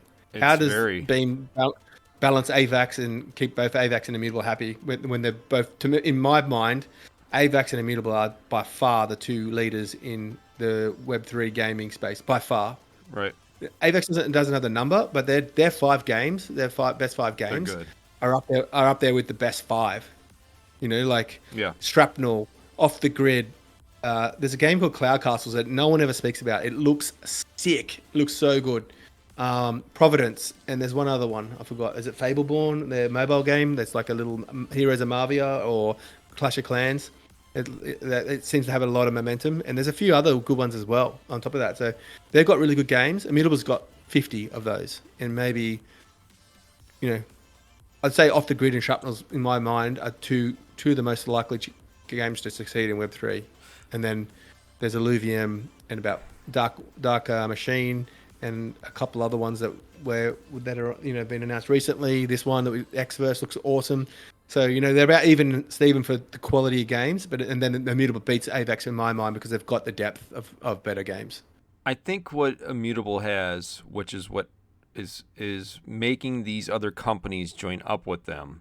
And we're biased. We talk about how much we are looking forward to Passport, and it's the next best thing. And the other piece that has not been talked about as much, but was the big talking point for a long time, was the global order books. And I think that is what is drawing what IMX brings to the table to make these partnerships work. So that being said, this Passport must be much better than I can even imagine, because there's other ways right now to onboard people, but they're a bit clunky still. They're not as polished, and the Passport must be a lure enough as a selling point to make these partnerships happen. And I think the global order book, I understand the concept of it, how exactly it works on the inside of it. That's a little bit too high tech for me, but it just ties everything in together nicely for all the marketplaces. So like Sphere is going to be able to work off of it, and it's focus firing all the volume through Immutable's platform so that you can buy the NFT that you want at the lowest price, no matter where it's at. And I think those two tools alone is the big draw to IMX. Plus, I know they're developing other things on top of it for more user experiences that are going to be what we need for this space to take on Web 2. And back to something you said not too long ago, this is all about companies realizing the daunting task of just getting 1% away from Web 2 into the Web 3 market share pool. And I think a lot of companies are saying, we can't do this alone. We're not going to make it alone. And IMX is the adult in the room saying, hey, let's form a team. Let's do this together. They're the only ones that have started this, and people are starting to talk about it. Yeah, no, like actually Robbie said it in another one of the contents, was that Immutable is Polygon is the under the hood AWS. Yeah. AWS. Immutable is the Stripe. Yep. So and Beam is the Shopify. Yep. So, but that's not like Beam does more than just Shopify, and Immutable does more than just Stripe, you know. Right. But that's their core. That's what he thinks are going to be. They can play to their strengths, and Beam's going to actually help Immutable build some of the Stripe stuff and infrastructure. It's clear to me that they're building on ZK EVM in the future. They didn't want to say it because it's not out for a while, and they're still partnered with AVAX, and they don't want to lose that relationship. I think that in the future that their new games will go onto the ZK EVM, and maybe even move away from AVAX in the end if AVAX doesn't succeed. But it's clear. What it is clear is that Immutable's winning a lot, 70% of all funded games. Polygon and Immutable are winning 70%. Yeah, so what's that percentage now with the Merit Circle? 80? Yeah, I don't think they're winning. They weren't winning 10%. They were like 5%. But what they do whatever. have It's so 75. That's still yeah, it's huge. So 3 and 4 games are now choosing that platform to build on. But yeah, it's but they do definitely have a stronger user acquisition skill set. But we'll get to that because I have a theory on that as well, on the user acquisition side. Well, you can see in the content piece that we're going to talk about that as well. Okay. But yeah, and yeah, okay, that's enough. That was the Bankless. Huge announcement, just absolutely huge. We could talk about this probably for hours, but we don't have hours. Yeah, no worries. Let's move on. Okay. There was a company called Irys that. Did you see this? Yeah. It was. Oh, before we move on that, there was a guy on Beam that posted about Beam. I can't remember it was Pentosh. He posted about the in Twitter, and I got excited about 30,000 views on a post I did recently. We'll talk about that later as well. And his post on the Beam Immutable partnership was 330,000. Wow. Yeah, it was like, and he had 20,000 views in his thread, like 20 to 30,000 views on each thread as well. So, you know, that many people read through the thread as well. Nice. Very nice. Little way to go, boy. Yeah. Anyway, moving on. Yeah, he's got 720K followers. I'd never heard of him until this, but like you said, more eyeballs. Good stuff. Yeah, so there's another unannounced from Immutable partnership, but from them, Irys, Irys. Mm-hmm. Did you see that? Did you notice that before? Yeah. Come out? Yeah, I seen it. I seen it right away. Did Immutable tweet it? Did I miss that? Yeah, yes, Immutable did tweet it out. I'm almost positive they did. It looks to me like a third party hired by IMX to do data collection. Their thing is about collection of data with being permanent, precise, and unconstrained is what they say. I think it's just an advanced version of data management by this company that IMX probably doesn't have time to do, and they want good data management, so they hired him. I think that's it. Yeah, so, and they are big. Like, well, they're not big, but the projects they work on are big. Like, they work on Solana Mobile. So the Solana Mobile is the provenance layer, and they're also Arweave's provenance layer.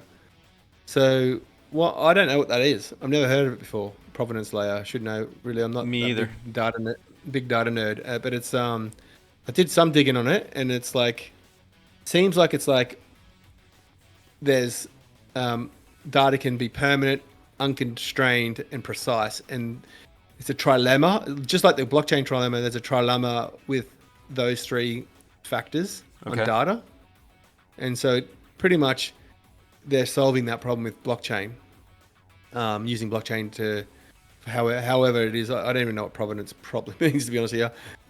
Uncultured Aussie from convict people, so yeah, that's my excuse. But yeah, ultimately it's around data clarity, speed.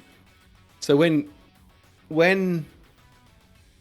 the game needs data that's off the chain, it sounds like this is going to be a layer that ensures that data is clean and and doesn't get polluted, and serves the games developers, with an easy tool to get the data they need, so they don't have to build it themselves.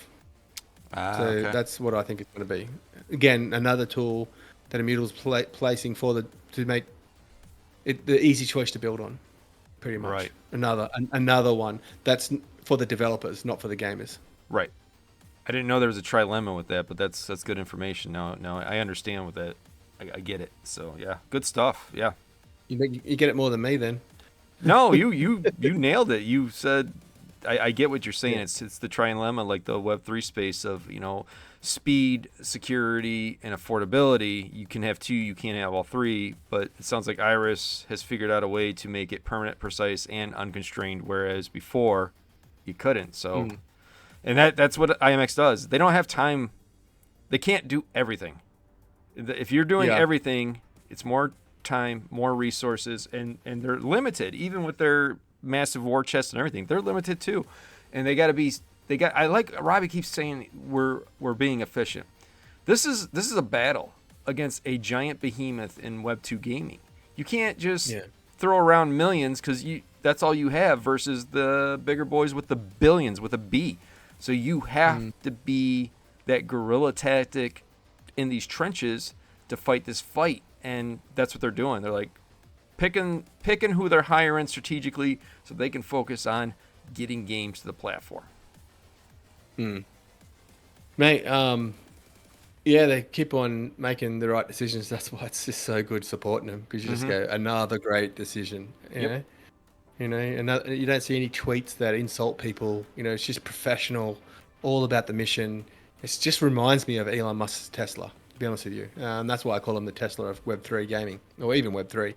Anyway, so this is my favorite piece of information, news for this pod. This episode is the one that was announced today. Was it, or yesterday? Today, Transak, Immutable. I heard of them before, and I was like, oh, Immutable could do that. And this Transak is a unbelievable tool that's going to allow. It's going to integrate in with Passport and Checkout. So imagine like a MetaMask, but you can just push a button and spend fiat, and you can just put your credit card, save your credit card details like a normal Web2 website where you put your like a Uber Eats. You know, you got 3 different credit cards on it, and you choose which one you want to use at the end of after you order your food. Yep. Well, you want to buy some tokens. You just choose which wallet you want which credit card you want to use to buy the token. But also, banks attaches to your bank, and so you can transfer money, cash, in and out. So you can get your IMX token and just go cash out straight to fiat in the bank. Yep, seen that. Straight from. That's just unbelievable. Like, this is so big with Passport that just simplifies everything for the user.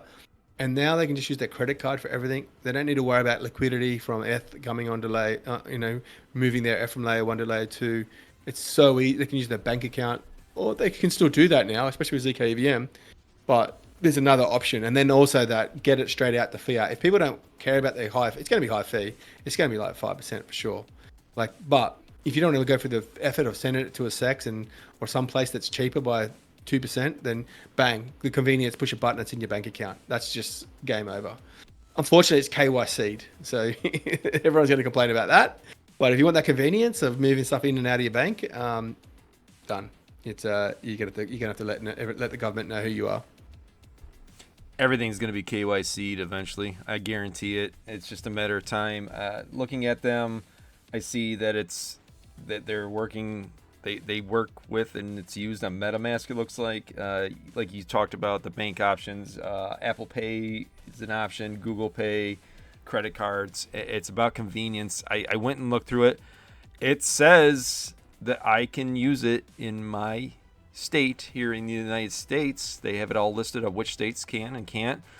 My biggest concern is, are the banks going to play with it? Because I've tried the MoonPay in the past. I've tried several other onboarding options with my credit cards or with my banks, and every single time I was not allowed to because of what my bank said or what my credit card said. And so are they going to have the ability?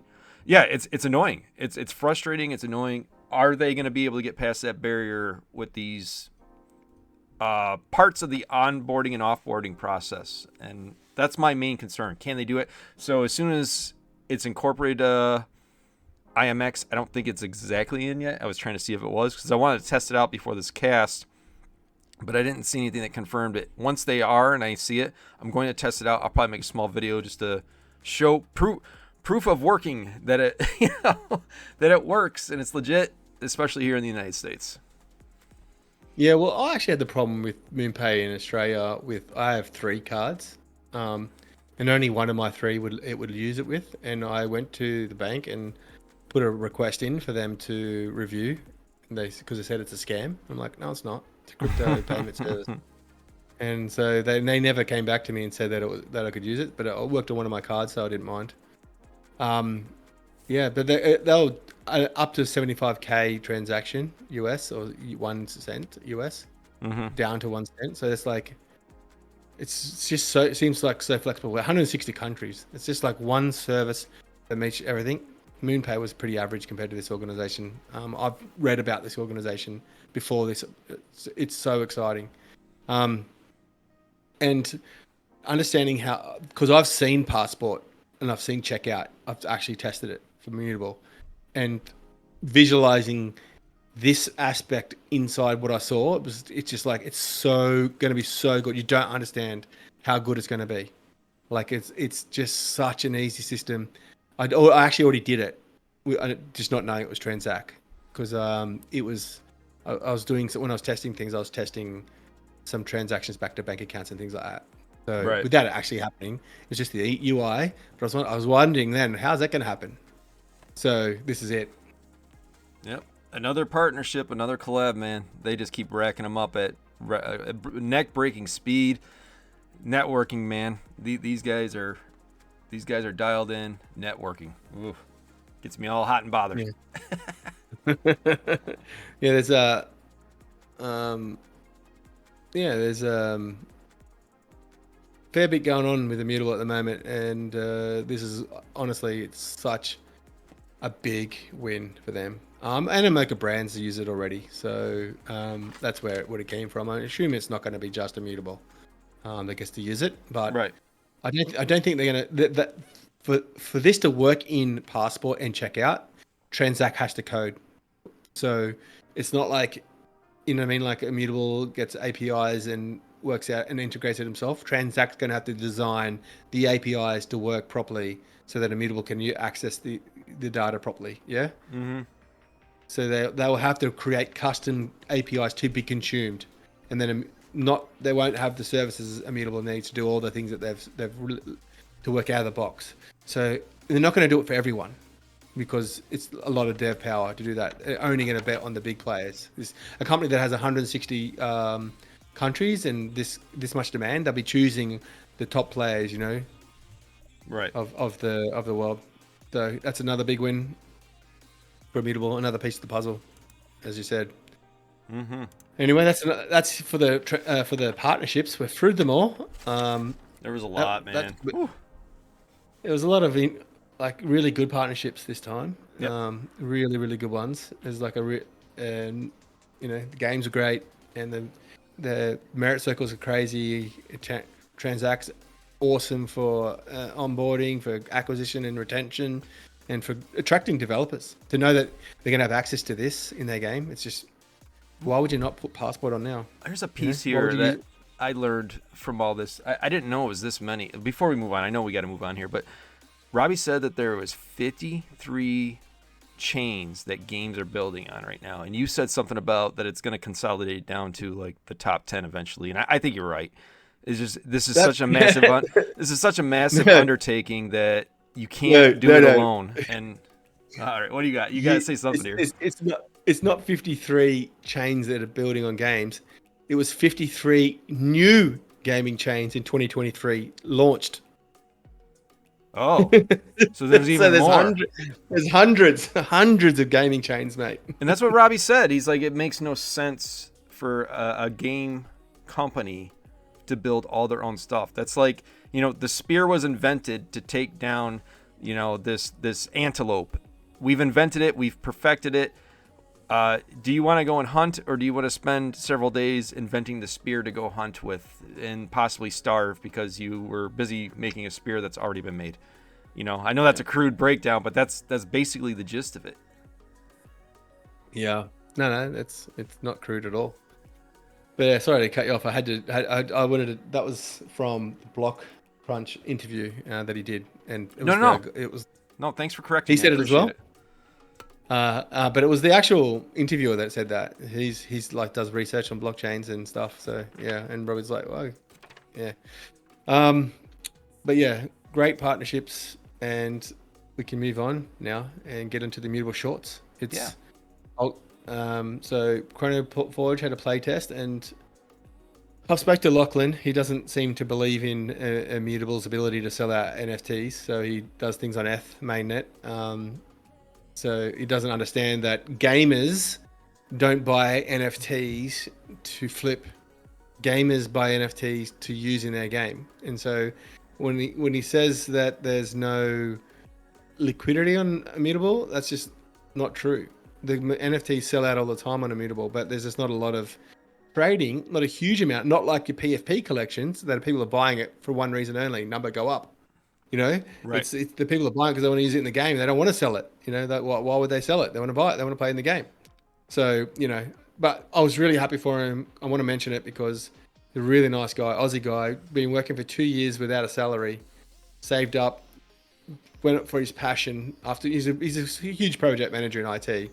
You know, lives on a farm. You know, so he's not like struggling, but he's still just went for his passion, built it, and that 500K US that he made from those, he sold out in 6 minutes. He's mint of the airships for ChronoForge, which are going to have a huge play and earn aspect to him. So yeah, glad he can eat food now, or at least go out to a nice meal.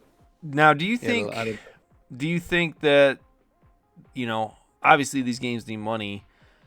Do you think it's the royalty aspect of these things trading on ETH more that they're looking at for passive income down the road is why they don't choose Immutable, or what's your thoughts on that?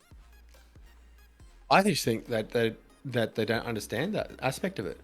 You know, like you look at all the top trading, like the top 500, they're all PFP collections pretty much, but a few games here and there that are already live. The games are already live, and people are buying and selling, you know, things in games live. You know, they played it a bit, they want to sell it, but before a game comes out, gamers are just buying it to hold on to it because they want to use it in the game. Yep. So there's heaps of sold out. You look at the total volume on Immutable, there's 30 million. There's a heap, like $10-30 million SaaS, you know, like mints that were sold. Right. You know, so there was huge success in the sales on Immutable, but just not a lot of trading volume outside of a couple of the big players, and they read that as, well, we won't mint out. It's not true. So, but you know, it'll change with ZKVM, that's for sure. It's you know, much easier liquidity to get it onto Immutable, and it's no 2-day wait to get it off back onto ETH if you wanted to put it back onto ETH when ZKVM out. It's instantaneous return. Gotcha. That's one of the bigger ones. So it'd be a lot easier UX. But yeah, ChronoForge, I play tested it. I have a bug. My doesn't like my widescreen, and I can't see the screen properly, so I can't play it. So I have to put a report in for that. But it plays pretty cool. It's not a AAA, it's a AA. There's a little bit of work to do. The movement when you move backward feels like you're moonwalking. Maybe a little bit of the animation can be corrected there, but it's like challenging. I played a single player instead of a group, and it's meant to be for group, and it was very challenging. You're supposed to have a group, obviously. So, but I still got through a fair bit. So I need to I'll go be check playing the this game one out for sure. I've been wanting to play test it. I'm starting to play games. I played Illuvium last night. I played this other one on mobile that we talked about earlier, Arena of Faith. I'm forcing myself to play games. I got to get to this one and try it out because I do like the look of it. Yeah, no, he didn't put it on a downloader as well. He just got to download the file and run it, which is not many people like doing that. It feels bad. Anyway, let's move on. Yep. It's supposed to be short, and I've talked too long. My bad. That's right. Gods Unchained. Gods Unchained. Passport's enabled now, so I've set that up. I'm using Passport. And also, unfortunately, I found out that the release of mobile, they've made a decision not to release it before Christmas. I don't know if you know, but in Australia, like this is our holiday period. It's summer, you know, so school kids have 6 weeks off school starting about now. And so they stop now and go back at the start of February. And so this is the end of the year now, good time, and lots of people have businesses shut down for 10 days. You're forced to take leave. So it's like the time to recharge and rewind in Australia before the new year comes in. And so it's a Australian company, so that's why releasing around now would be a nightmare. They're going to have bugs for sure on mobile, and they're going to have to fix them quickly. You're just literally going to end people's holidays. So they've made the decision to recharge the batteries and come back January, and when everyone's recharged, probably about the 8th or 9th, and you'll see a release around then. Cool. I got to mention something here. There was a tweet from this Kate Irwin, whoever this is, talking about Gods Unchained was removed from the Epic Game Store. EASRB gave it an adults only rating. It's on a story from Decrypt, whatever that is. And your man crush, Paul Barron, tweeted out "God's chained" and put like a no symbol next to it. So, and then he tagged all the IMX socials and hashtags, and I was like, hey, Paul Barron's finally talking about IMX. Of course, it's in a negative limelight. You're a dick. Paul Barron, you're a dick. He couldn't resist. It's gonna be so. I just can't wait for it just to realize I was wrong. I was wrong, and just move on to AI or something. Anyway, yeah, I knew that already. She's like, breaking. I'm bringing it to you. Like, I mean, I knew that was taken off the game store like a week ago for that reason. All you have to do is be in the Gods Unchained server. They quite clearly say that that's what's happened. Gotcha. Yeah, Age of Zalmoxis, which is a game multi-chain. They're on Multiverse X. They've gone bankrupt. So maybe they're on my ecosystem map, but they've re-announced a new CEO and they're looking for funding and that. But again, I've said it before. D'Souza said it before. You've said it before. And you build on a chain that doesn't have the tools and you have to build them all yourself. When Moon Studios had to build all the integrations and all the SDKs and stuff to get their game working on that chain and in-game transactions happening, and then they go bankrupt. Like, it's not easy to build games. Like, you've got to be, like you just said, you've got to be efficient. And choosing a chain to build on that doesn't have the tools you need is ridiculous this day. You've got 3 chains that have got those tools. Even Solana is not easy to build on. I just did some research today on it, and it's like really, you need to get help to build on it, a game. So where Immutable and AVAX are building tools that just click and play, just drop down menus. Makes sense. I seen some stat. Somebody was talking about there's only 10% of games are on Solana, which that blew me away. I was surprised. So that makes sense. And this Age is Zalmoxis, is it? Did I say that right? Yeah. It looks like Skyrim kind of when I looked at it. I seen IMX is following them. So are we to assume that they're going to be working with IMX going forward? No, they've announced a multi-chain. Like they're going to. Well, they announced Immutable 4 months ago. And okay. Then, I missed that.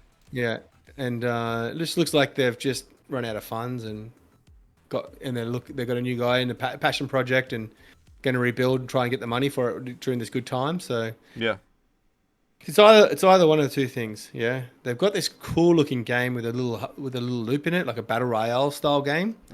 And it's working on Multiverse X. It just didn't get they spent all this money building these tools to get it to integrate with in-game wallets and stuff, just like Passport, but not as good as Passport, obviously. Right. And it just no one plays games on that chain. So it's like you're building it on a chain that doesn't have the network effects as Immutable or Solana or BNB even, or AVAX. AVAX has still got to struggle with that side as well. But yeah, we're interested to see if it comes back to life and if they stay on Immutable. Yeah. After this big change, but it's a shame. It's great graphics. Yeah. Yeah, and I had a little tweet about the ecosystem map. Designed it over the last 3 months. Just putting it together, getting a spreadsheet, researching, making sure the games are still building. So it's pretty accurate. There might be a few games there no longer building, like Age of Zalmoxis, but there's also a couple of games that we know about that we didn't put on there because they're not 100% confirmed yet. So they probably even each other out. But yeah, 130 games. It's up to 31,000 views. That's my biggest tweet ever, mate. That's awesome, man. Congratulations. Yeah, it was a really good post you made. I like the infographic. I've always wanted to get into infographics. It was huge when I used to be in Web 2, how much people loved infographics. And yeah, keep that up. That's amazing stuff. Yeah, it's actually Immutable. They retweeted me at 16,000 views. So that's why it's got that high. I thought they hadn't retweeted me because they don't normally do it. I don't expect them to, but it was very nice of them to do that, which got it out. I guess it makes sense. It gets it out to more people. People are starting to go, oh, okay. And that was lots of engagement on that tweet. So I really enjoyed that one. Thanks for everyone that engaged and had a look at it. It's good when people are stealing it and not giving you credit for it. Well, to be fair, someone stole it and then DJ Sam Withers stole it off them and didn't know it was mine. So he would have known it was mine if he stole it off me. So he must Right. have got it from somewhere else. I don't know. Yeah. So but I'm yeah. going to make a suggestion going forward. When you make awesome infographics like that, you need to watermark that better with somehow, some way, or something with the GamerGalaxie. You had GamerGalaxies on there, but it was up in the right-hand corner, kind of small. You need to make it a little bit bigger. That way people All right. know where it came from, you know? Whatever. I'm not good at that stuff, man. I just talk on this internet with you, mate, and that's all I do. And Well, let me know. I'll try to help you out with that next time.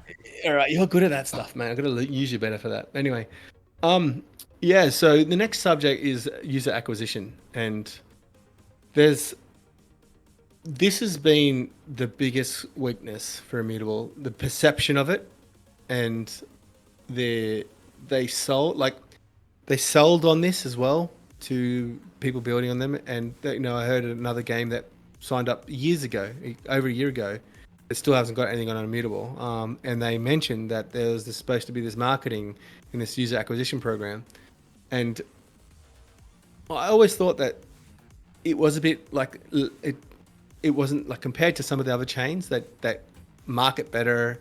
Just, I don't know, not market better, but I just felt that they attracted players to their game better than Immutable did, personally. Even though Immutable has got a lot of gamers still, but for the amount of games they've got, I think they could have been better. What I think's happening is, like, right now, there's an article on their website, a blog, about all the user acquisition they've been working on, and it didn't include Merit Circle in that as well. So, gaming guilds, actual companies that are designed for user acquisition. I can't remember which one it was. Where is it? I've got to find it. Was it Kratos Studio, Versa Games, Cap Games, Earn Alliance? And Alliance is one of them. Where did I read Ultra it? But Gaming there was like Ecosystem. Yeah, it was. There was an looking at it Asian briefly. one. Yeah, there's an Asian one as well. That's pretty big for user acquisition. So I've noticed the last 2 months they've started to ramp up this user acquisition side. Mm-hmm. And what my point is that I felt that they didn't do as big a job of it as what they could, and now that's changed, and that's because EVM's going to go live, and they're going to have, from January, games starting to drop. In February, March, April, probably 40 games out by April. So around about, and then that's when this is going to be needed more. Like, where they've had a few games trickle in over the last 2 years, like, you don't get to invest in one of these organizations and they charge you less because you've got one game or 50. It doesn't scale equally. You don't pay $1 for one and $50 for 50. It's like $20 for one, and $50 for 50. You know what I mean? Yeah. So it's like it scales. So better return on investment. Again, for efficiency. So that's a sign to me that there's lots of games about to drop because they've really ramped that up. Now, what did you think about that? Hello? Yeah, I'm here. You still thinking? Oh, yeah, sorry, I was thought, absorbing all okay. that. You had a lot on that, and I just came across this morning before we went across this. It just, if you could have all the games of the world, if you don't have the players to play them, that's a problem. So they realize we got a lot of games coming this year, and they've said it publicly several times that 2024 is going to be insane for games coming. So you got to have bodies to play those games. So you better go out and get these guilds and these organizations that have people playing the games and wanting to do it. So yeah, absolutely, they're taking the steps that they need to take for everything that's going on. It's got all these pieces moving everywhere, and they're staying ahead of it. And you like to see that from an organization. Yeah. So we'll see that starting to go more hardcore. So next and last piece of short news is it's supposed to be quicker than this, but we do like to talk. Yeah. Mogaland is having their community clash right now. It's live, so I'm not sure what that is actually, but it's a mobile game. You can sign up on iOS or Android, and it's a financial literacy app. So it's like, but gamified, where you got like a little old school kind of Mario when you choose the path, and you go in, then you go into the choose your path, you land on a spot, and then you go enter, and you got a little challenge where you got to run and collect all the gold and that. And get out of that one, and then you're back onto the map, and it's like a little, and you move around, and then you choose where to go and where not to go. It's kind of like that, but with challenges, and in those challenges, it teaches you about financial literacy, both banking and crypto. So yeah, really good app. I think like a lot of, I could have used it when I was 20. You know, I had no idea what I was doing. So if you want to learn, you're going to pick something up, and it's really cute little graphics. It's pretty pro. Get in there, have a go if you want to. Mogaland.io. Yeah, I want to check it out. I'm glad it's on mobile. I don't know a lot about it except it's a learning aspect, but I'm going to check it out. And who knows? There might be some little freebies in there. Usually with this kind of stuff, there's freebies. I know Coinbase does it, and it's always fun to get little free stuff. All right, so moving on to the next and final section is the content breakdown. It's Bankless we talked about already. So Robbie and Merit Circle went on, Marco from Merit Circle went on there and spoke for an hour about the partnership, and we kind of covered that already, so we won't go into that again unless you've got something else to add.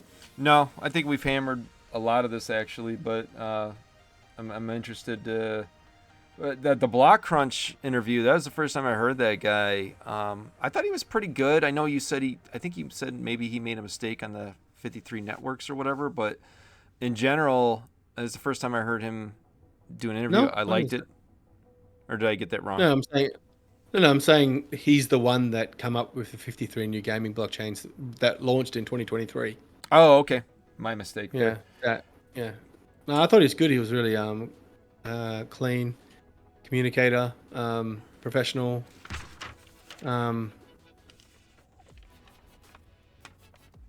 Robbie talked about about ZKVM and about how EI1559. So yes, gas. Yeah, so gas using the IMX token for gas. And so that's about like increasing the amount of gas you pay so that you get first dibs on things. So that's interesting to see that that he particularly mentioned that as a burn and not just gas on its own. So say someone wants to pay $100 gas instead of 1 cent because they really want this thing, yeah, then $20 goes into the pool for gas to be pushed out to everyone. Because it doesn't cost Immutable that much because they're rolling up. You know, they're not paying $100 for that one transaction on that one person doing. They're rolling up thousands of transactions at once. So it's just one. They're paying $100 for 1,000 transactions. I missed that little piece. I remember him talking about it and then saying that there could be some along the lines with burning. I didn't quite understand what he was talking about, but I didn't hear that part about being able to increase your gas. That's the same thing as what you could do in Ethereum. I'm conflicted about that. I'm very conflicted about that. I absolutely hated having to go against that when I was trying to get NFTs in 2021, and the gas rate would go to $100 plus in order to mint because people were trying to control the market, and that brings back some bad memories. But at the same time, I could see that being a revenue generator. I get it. Yeah, I don't like it, but let's let people do it, and my tokens will emit more dividends. Yeah, so I'm torn as well. But that was just interesting that he thinks on a roll up. See, it's not the gas wars where you got to say, hey, I'm willing to pay this much. It's a tip to get you higher in the list, which is, I'm not sure if that's the same as what you were talking about in 2021. It was July. It was only July 2021 that it was actually implemented, I believe, this thing. So I don't know. We're interesting to see how that turns out. But he also mentioned other announcements about burning gas. So there's gas, normal, standard transaction gas, the tipping gas. There's the marketplace, 20% of 2%. So that's like 0.4%, and of all marketplace transactions. So there's 3 ways of generating revenue for token holders. Plus, there's those 2 that were not announced because of America's regulatory laws. While we're on to the regulatory laws, did you see that Senator Warren put in a anti-crypto bill today? Of course I did. Did you see what someone memed on Twitter? Probably. It's like BlackRock endorsed bills. Yeah, and they've lost once, and she's lost them all. She's lost them all, 350 something, and they've won all their bar one 452. So yeah, they don't sound like people are too worried about it. No, I don't think so. She's just annoying. I'm so sick of her and several other politicians. It's just like, what? Can you just don't go away, man? Just go away. Well, I don't get it, man. Is your country so? Yeah, politics is so weird, man. It's so weird, the whole thing. We're dumb. Anyway. Yeah. So. I'm not going to say that. I just think you got to stop with the tipping culture. That'll stop. That'll start to heal. From a young age, you got to tip people. You got to get money in your pocket and give it out to people for stuff. Yeah. That's just starts to set up the whole culture towards tipping. Australia, you don't tip at all. You get a restaurant, you order your food. How much is it? Whatever the price is on the menu, you pay it. That's it. You don't tip. You can tip some people on delivery, people that now all these Uber Eats and stuff, but you don't tip for anything else. Maybe a pizza delivery. That's about it. People working for $10 an hour. Anyway, so in that Blockcrunch, moving back to the content, Robbie talked about Japan and their culture of games development, and he said when he spoke with all the high level studios, their entire conversation was around the value they can give players, and this is obviously the next step in gaming because it's a way to give back to the players more.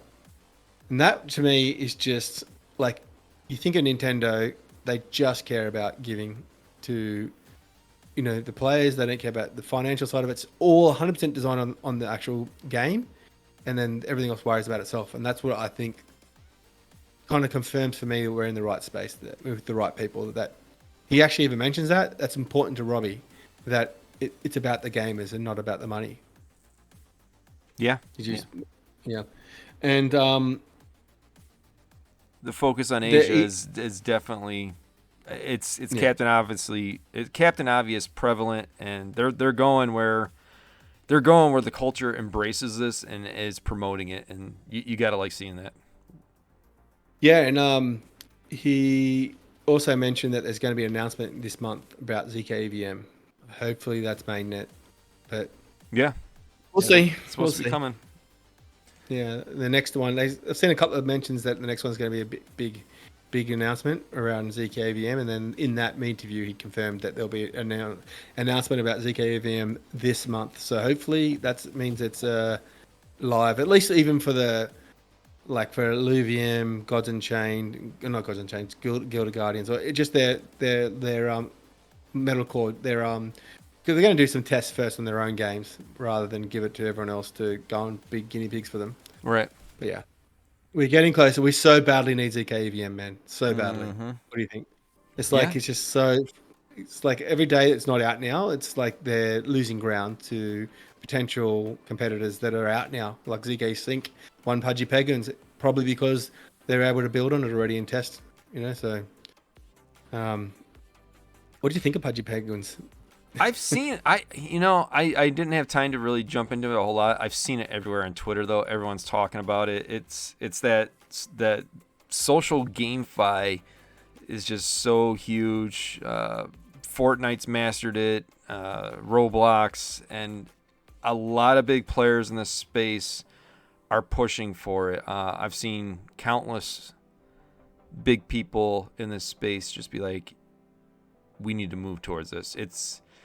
It looks like it's going to be around. It's already been around for a long time, but it's going to be even more prevalent for the younger generation. So that's what they got their eyes locked on.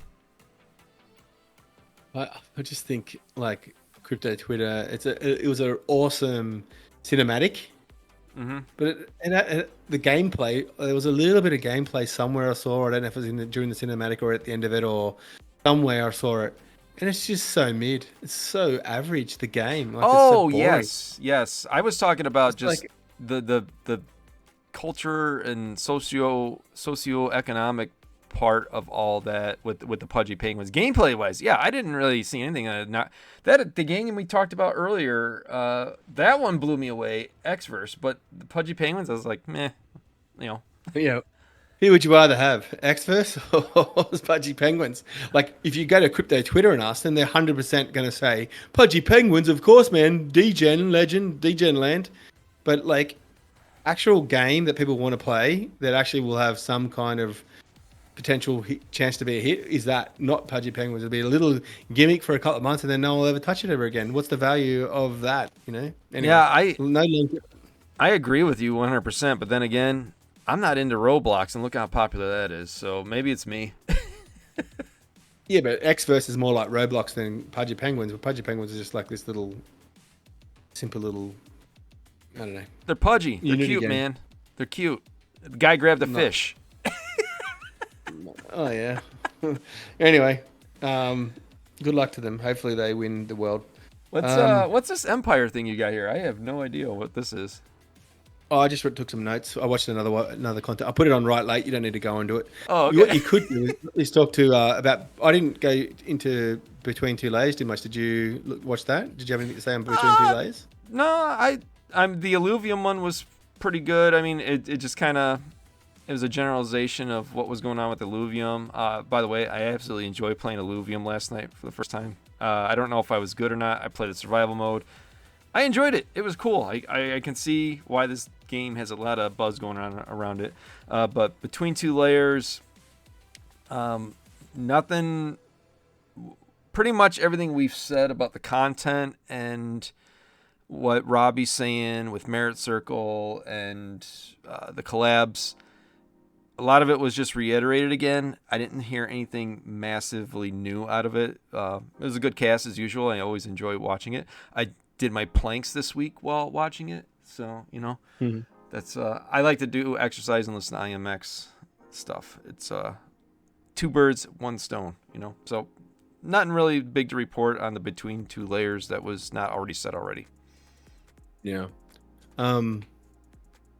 Just Robbie was in Dubai and now going to Hong Kong, so he's doing a lot of traveling around to pitch to partners. The sales guy, and he had two concerns. The community question was a good one about bots. Oh yeah, but he kind of contradicted himself, saying that like you got to design an incentive layer that means you got to play the game to get value out of it. You know what I mean? Like so, and play with performance. I think that means. Then he said that AI in the future they'll be able to beat us. So you know what I mean? Like it was like a contradiction to anyway. I'm glad you brought that up because I do have that in my notes here. He said something about planning your economy for them because what you said, they're going to be here with AI. So I kind of get what he's saying because there's this game on Wax called Alien Worlds, and they are notorious for bots, yet the game is still kicking and they got like 100,000 daily active users. So I think that's what he was talking about is like they're going to try their best to offset bots, but they're probably going to be here, so plan your economy around it. And the one thing that he said out of there that caught my ear, it sounded like he was alluding to Passport is going to be able to identify who real people are, and he didn't go into great detail, but it sounded like through the history of what you're doing on Passport, basically building your profile, they're going to be able to, over time, with the use of AI helping them, be able to say, we know who our hardcore real gamers are. And that I like that perked my ears up for sure. I remember he said that's right. He said that before as well. That's a really important point because you got to attach a credit card. You'll just know when something's empty in a script and it just fills out the bare minimum. And you're going to have all weird numbers and names for names and stuff like that. Like it'll be pretty easy to purge off. And if you're going to have to invest in it, the risk becomes too much. You know what I mean? Like if you make it that you got to spend $100 to be able to earn, and then you get pulled out and lose your account and your NFTs get banned. Before you make that money back, it becomes the incentive doesn't stack up. So that's what he was meaning that you got to design the incentive structures right around bots. But yeah, that was an interesting point. Mm-hmm. So the last Empire content that I watched was a really interesting one. It was like a friend of his that he's been we've known for a long time, but they met for the first time face to face. The first time the guy was in Sydney, and it was more personal, a lot of personal stuff. Like Robbie was involved in Bitcoin in 2013, but it was when he met Ethereum and smart contracts, and part of his first business that he went into was around gambling for lol bets, and kind of like Ethereum when he got banned, then Ethereum came out. Like he built a gambling app for League of Legends games, and then Riot banned them for breakers terms of service. I heard that. I did hear that. Yeah, that's kind of funny and, considering they do business with them now. Yeah, well, you just having a go, and then you get told to not do it. You go, okay, I won't do it. No big deal, no long-lasting damage. But then Ethereum come out, and he that's when he saw everything clicked in his mind, and that's when all the rest of the businesses have been around Ethereum. Trading app that was around regulatory issues, so he stopped that as well. And then EtherBots was his game before Gods Unchained that was. He gets a lot of criticism for it because they were like around Crypto Kitties time when everyone was experimenting. Like you look at all the criticism, the criticism now of EtherBots is based on knowledge people have got now.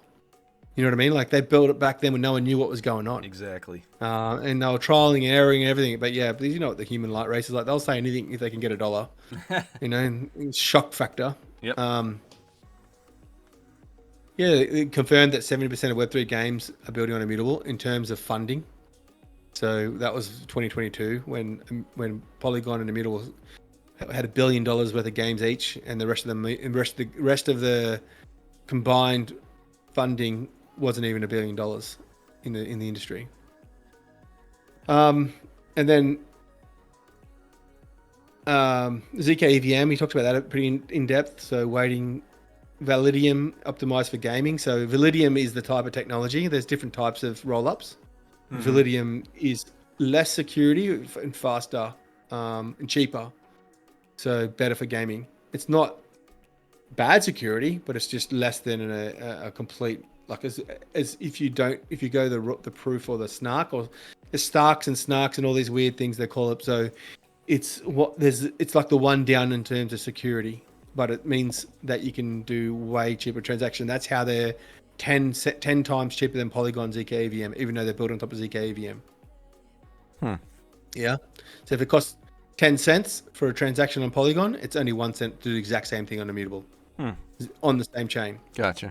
ERC 1155 is ready. They don't have that at the moment on their API API-based StarkX, so it's a brand new feature available to developers. It'll be out ready straight away now on testnet. Horizontal scaling, so talked about how multiple chains to increase. If you one chain, if they fill up, they can just spin up another one to be able to do more transactions. So it's unlimited scaling, just like an AVAX. The order book, yeah. That also, he talked about app chains as well, which is cool. So, and those games will be able to use their own token for gas. So awesome there. Nice. Yeah, that's the layer 3 stuff, I think, if I'm not mistaken, isn't it? Basically. Yeah, but it's just a term, mate. It's like. Yeah, I'm just using it for reference. I don't know all the ins and outs of that, but that excites me because if it ever, not that it will, but if it ever gets to be so many transactions, which is a good thing on their ZK EVM layer 2, they're going to have the ability for games to basically step down off of that into their own little category, so to speak, and do their own thing. If they want to, kind of relieve that congestion, it's going to be an option. So that's good. I think they call it layer 3 because optimistic roll-ups have a layer 3 where they roll up down to the layer 2 that then rolls up down to the layer 1. Mm-hmm. You know what I mean? So they do a bunch of transactions into the layer 2, where I don't think that Immutable is structured that way. It might be wrong. kind of looks like that on a diagram, but it's identical. It's pretty much just a copy of Immutable, but just designed to talk with Immutable, be interoperable with all Immutable products, and it's got its own prover set. So you set up your own provers to do the proving work. Gotcha. The ZK work, which is the expensive stuff. And you can get, they're designed in Immutable to have 30 provers eventually. But yeah, that was, it was a really technical chat. Mentioned the China thing about how they're not allowed to build blockchain, so they're looking for partners to put they're building on-chain games, but not the actual chains because they're not allowed to. So that's a really good thing for the West, to win Chinese business. Once that finishes, you'll see that end. So get in now. You see, that's why we're seeing a few Chinese games, I believe, built on Immutable because of that case. But yeah, the goal is to be the Stripe of Web3 gaming. The benefit of building on ZK is they're still going to have APIs, so you won't have to do audits. So, you build on other chains, that's not API driven, like Arbitrum, AVAX, Solana. You've got to get all your contracts audited, so there's that cost, and that's not cheap. They're tens of thousands of dollars, sometimes $100,000, and and the 5 keys is team quality, design, good games and good tokenomics and quality of games. So that was a pretty good meetup. Busy week of content to soak in. Oh yeah. Hope it didn't. This has gone on for nearly 2 hours. I've just realized, mate. Is anyone still here? Anyone still here? Yeah. Yeah, it was a lot. I'm gonna have to dice this up pretty good, and we might have to make this a 2-part on the YouTube. Yeah, I don't know. Whatever. I don't know. VanEck. Let's just skip over that. That's a finance person. Did you have something to add on that? Nah, more good press. Specifically talking about IMX and his predictions.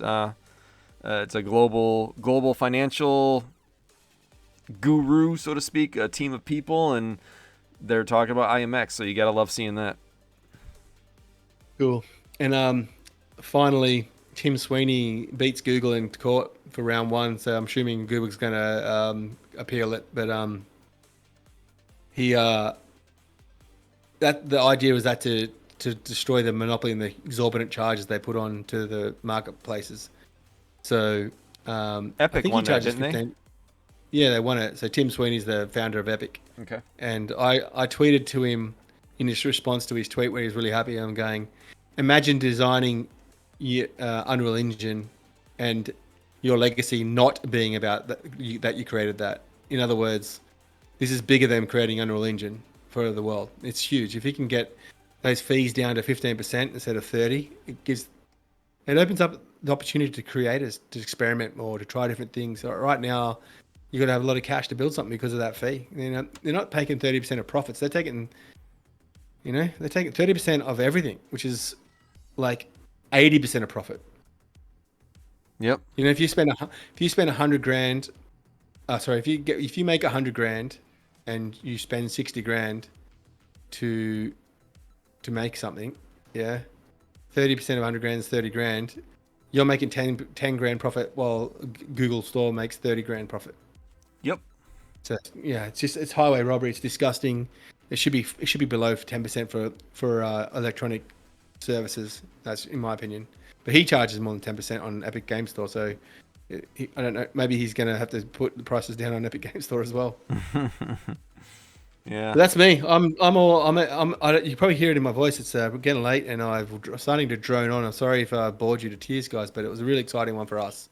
Yeah, lots of information. So yeah, great job. You really came ready today, and it was an amazing week for IMX. The token's up. It got hit 220 at one point, which is freaking crazy considering how far it was down not too long ago. So all these announcements, all the things coming along, it's going to be a banger in 2024, and I can't wait to see everything that's coming. Yeah. This is the tweet. Imagine creating Unreal Engine and that not being the legacy you leave in this world. And then he liked it. So yeah, Tim Sweeney, I'm as Greg would say, I'm totally shaking now. I'm shaking right now. You know Greg from Twitter? He's so good. If you're not following Greg, you have to go to follow Greg. He's unbelievable. He's so funny. Nice. All right, guys. That was episode 21. We've droned on for 2 hours. If you're still here, we thank you so much. Thank you for listening to our listeners. We appreciate the time you do, wherever you do it. Listen to us, and hopefully we bring you some great news this week, and we'll try and do it next week as well. Have a good one. Bye, mate. Take care. Bye-bye now.